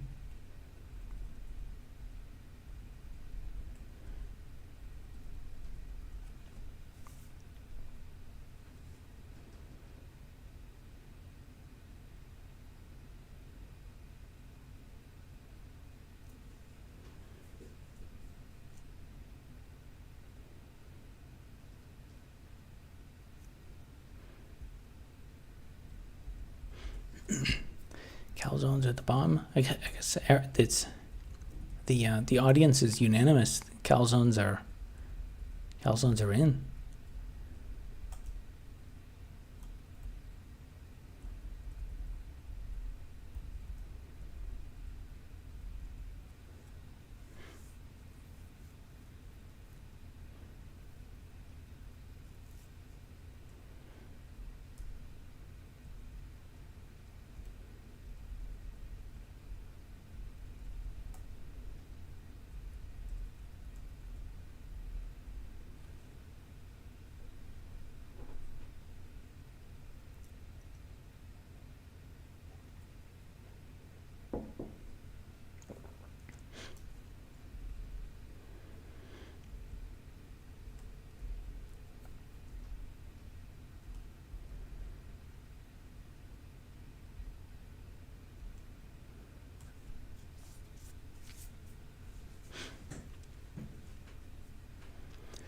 Drop the calzones from the B2s. Yep.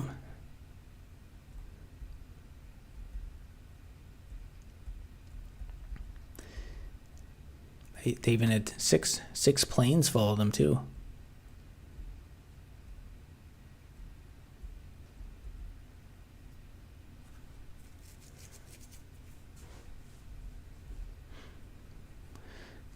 Yeah, the future is going to be interesting. Because, nothing's happening right now, but the real question is like, what's going to happen in the next week, the next month, the next year? Like, is it possible that everyone will just chill out and then like everything will calm down and then the economy will improve and then all the conflicts will end and everyone will be happy?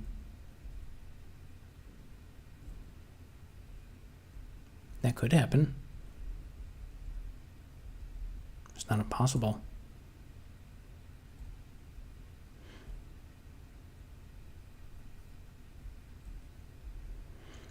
I think what may be happening is I refactor this so the null characters don't get merged down.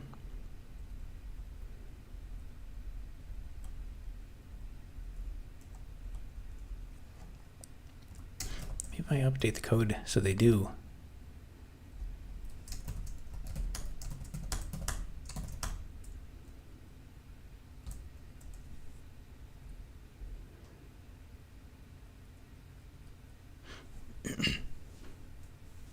I hope so. The current geopolitical environment gives me great stress.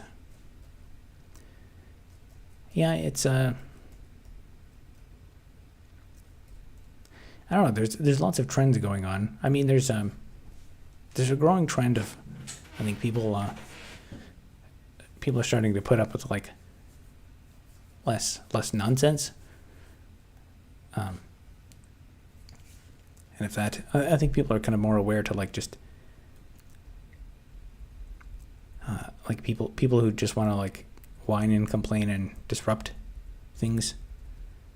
And there's more bias for action, which might lead to some improvements. But I don't know, things are gonna have to calm down a little bit for a while before we see the positive effects of that.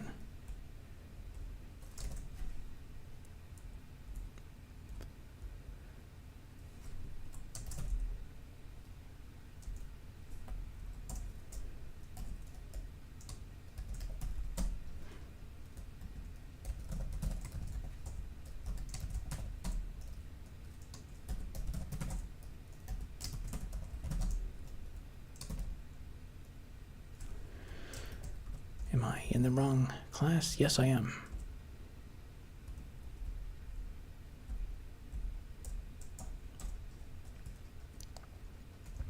So if it's equal to null,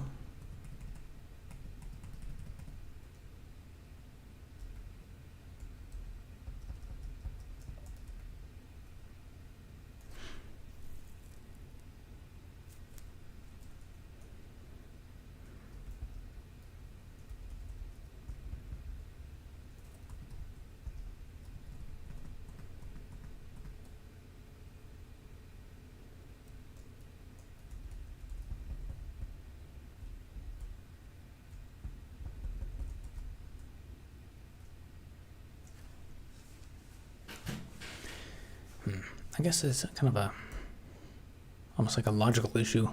I'm using null to kind of represent a couple different things. One is when I want to like clear something in the layer below, but it's I also don't want to print it.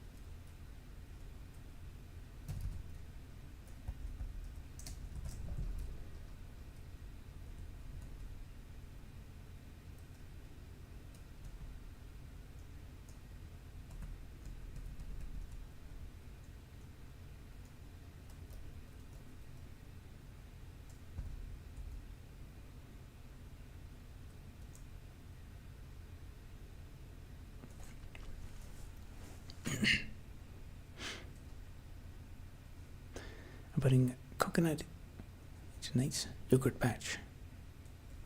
Excellent. Are you utilizing incursus lib, or does Java have some way to manipulate terminal characters? I'm not using incursus.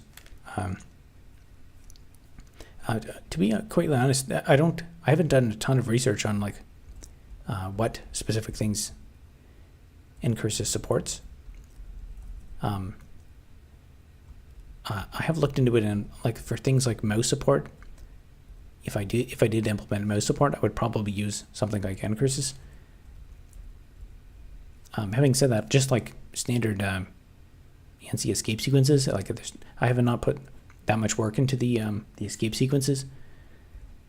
Incursus will do that for you, and it has some like smarter like terminal detection, so it'll like detect the capabilities of the terminal and stuff. I honestly have not gone super in depth into that, so If I wanted to make it, like first I'm mostly doing like the kind of logical mathematical stuff, but if I wanted to go for extremely wide terminal support, I think that would be, I probably would consider something like, there's also, again, I'd have to look into these things. There's also not curses, which is a newer library, which I think is, at least from the demo, if you look at, if you go to YouTube and search for not curses demo, there's some quite fairly impressive stuff there, and I think supposedly it has like it's more like thread safe and stuff where and curses is apparently not thread safe. I'm using cross system with Rust. However, before doing so, I did some SWOT analysis, various terminal manipulation libs.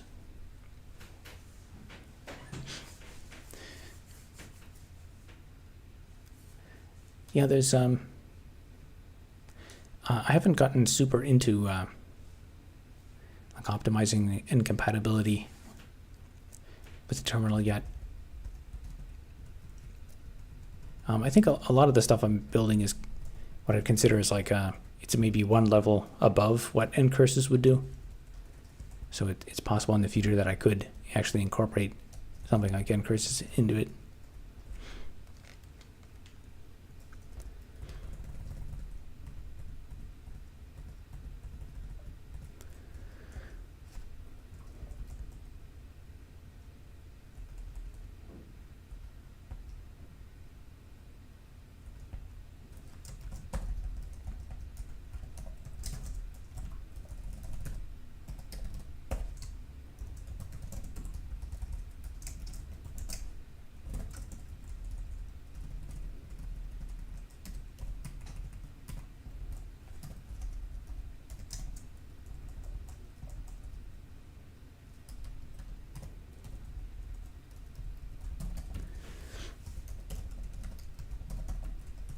If this makes it work, I can review this and consolidate it later.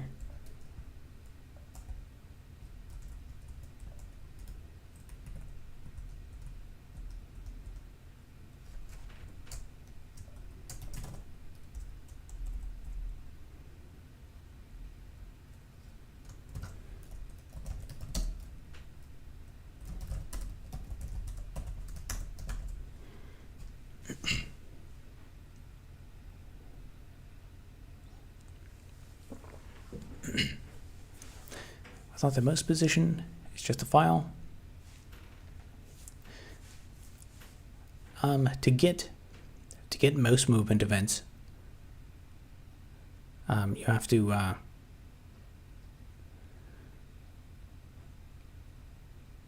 I guess maybe there is a file you can read, but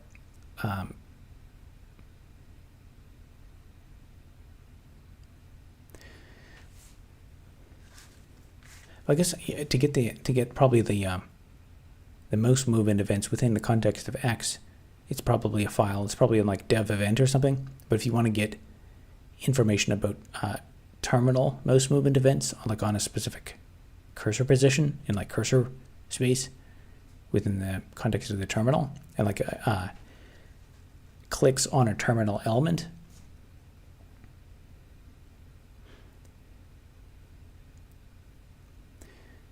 yeah, if you're just reading the dev event, I think that's probably global,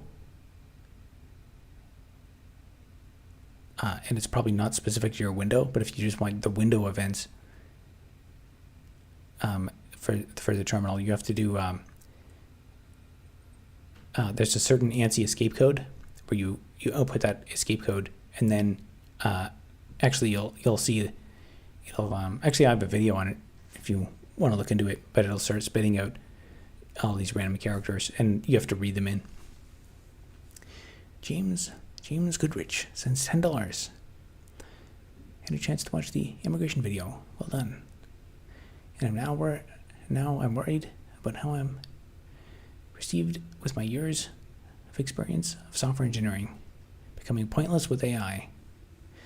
Yeah, it's we're in a strange world right now. I mean, I think it's on my to-do list to get a bit more. One of the things I'm probably going to do after I finish this development arc is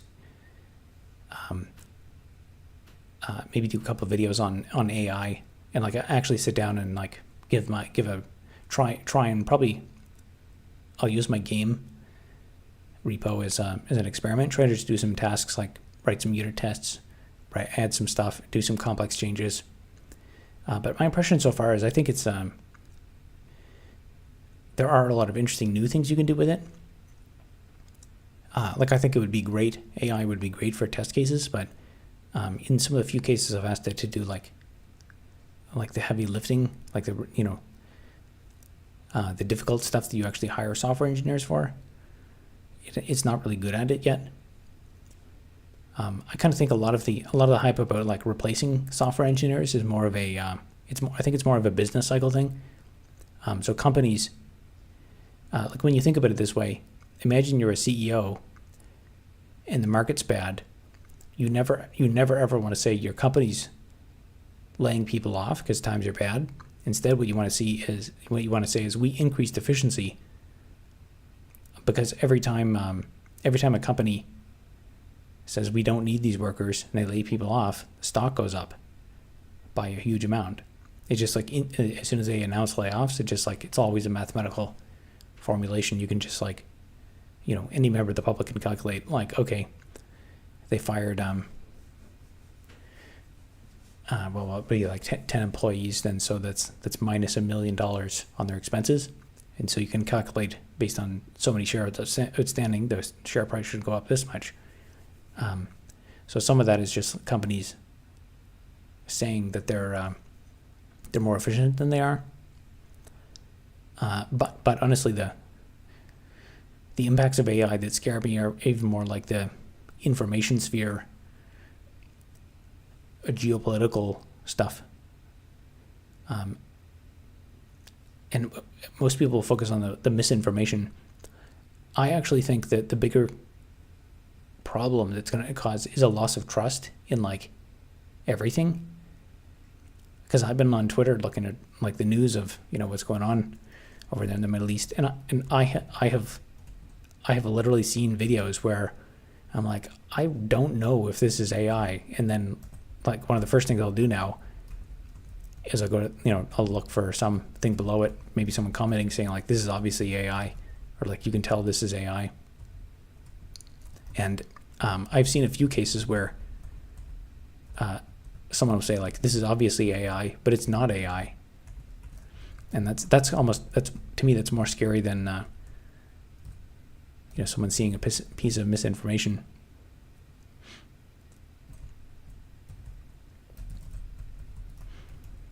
Because we've always had people like we've always had like people that fall for conspiracy theories, but we've never had a situation in history where like you turn on the television and then the news is saying something, but the news is disseminating like fake news.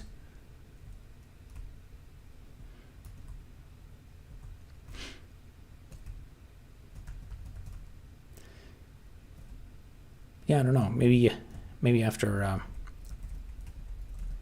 probably in the next business cycle, we'll have another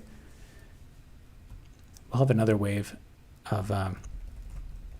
I think there's probably going to be a land rush for labels. So of course, like companies are gonna, all these Microsoft and stuff, they're gonna want. They're going to want to, push it all the way and completely automate away all their engineers. So we'll probably have another phase of companies hiring engineers to use LLMs so that they can learn off, and they can use like the sessions of programmers as labels for the next iteration. Because a conversation with an LLM can itself be used as training data.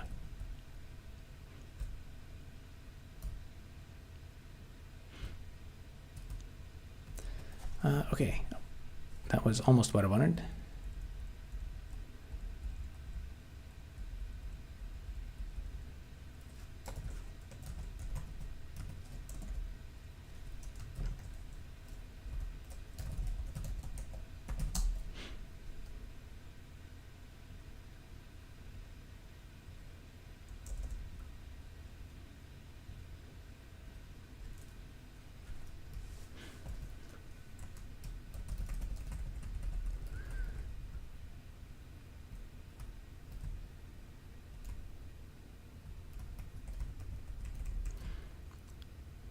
Nope, it's not quite right.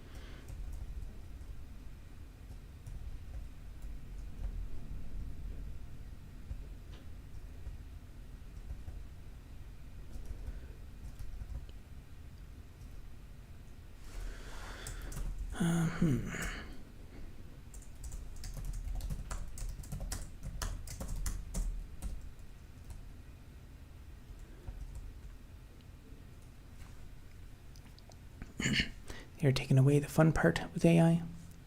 When they replace my ability to review code with AI, I'll be free to reviewing AI slop.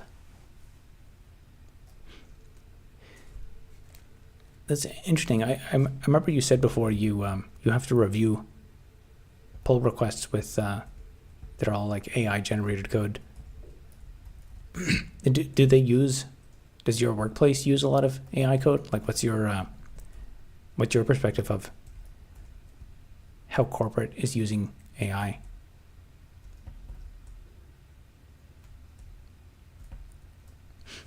Does it seem like it's really going to be it's going to be here to stay, or not? Probably here to stay, but like I know some people seem to get really crazy. They're like, oh wow, this is amazing, like why would you write this manually?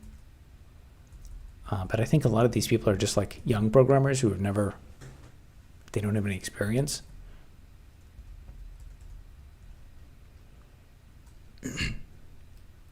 Copilot cursor now investigating cloud.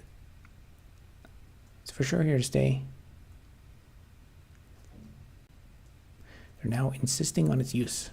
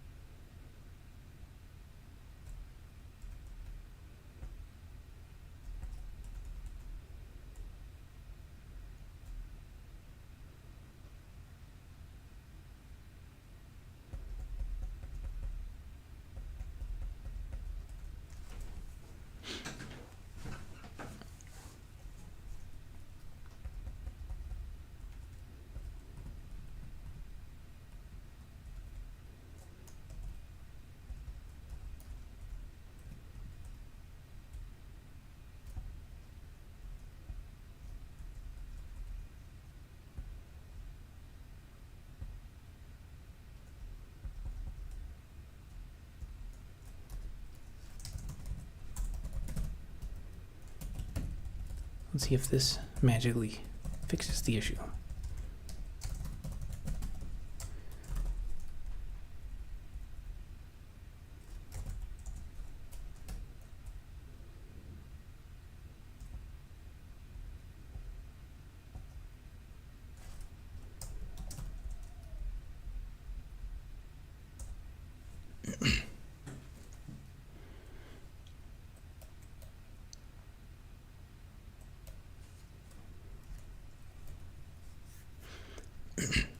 I have to write a test case so I don't forget about this.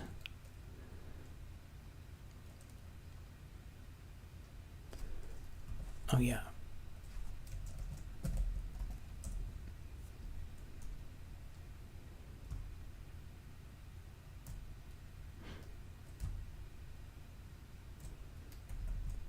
Nope, still broken.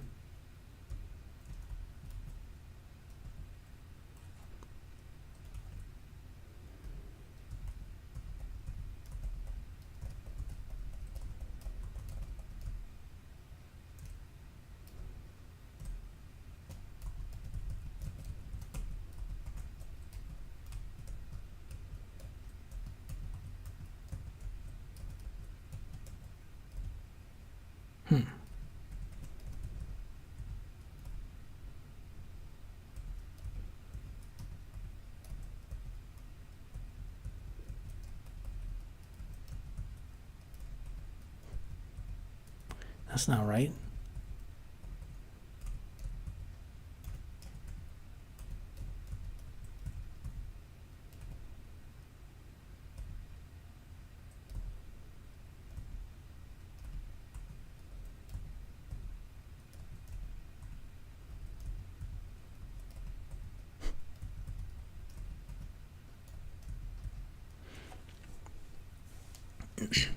Yeah, it's going to make it complicated. Yeah, it's going to make everything complicated. But it'll be exciting for sure.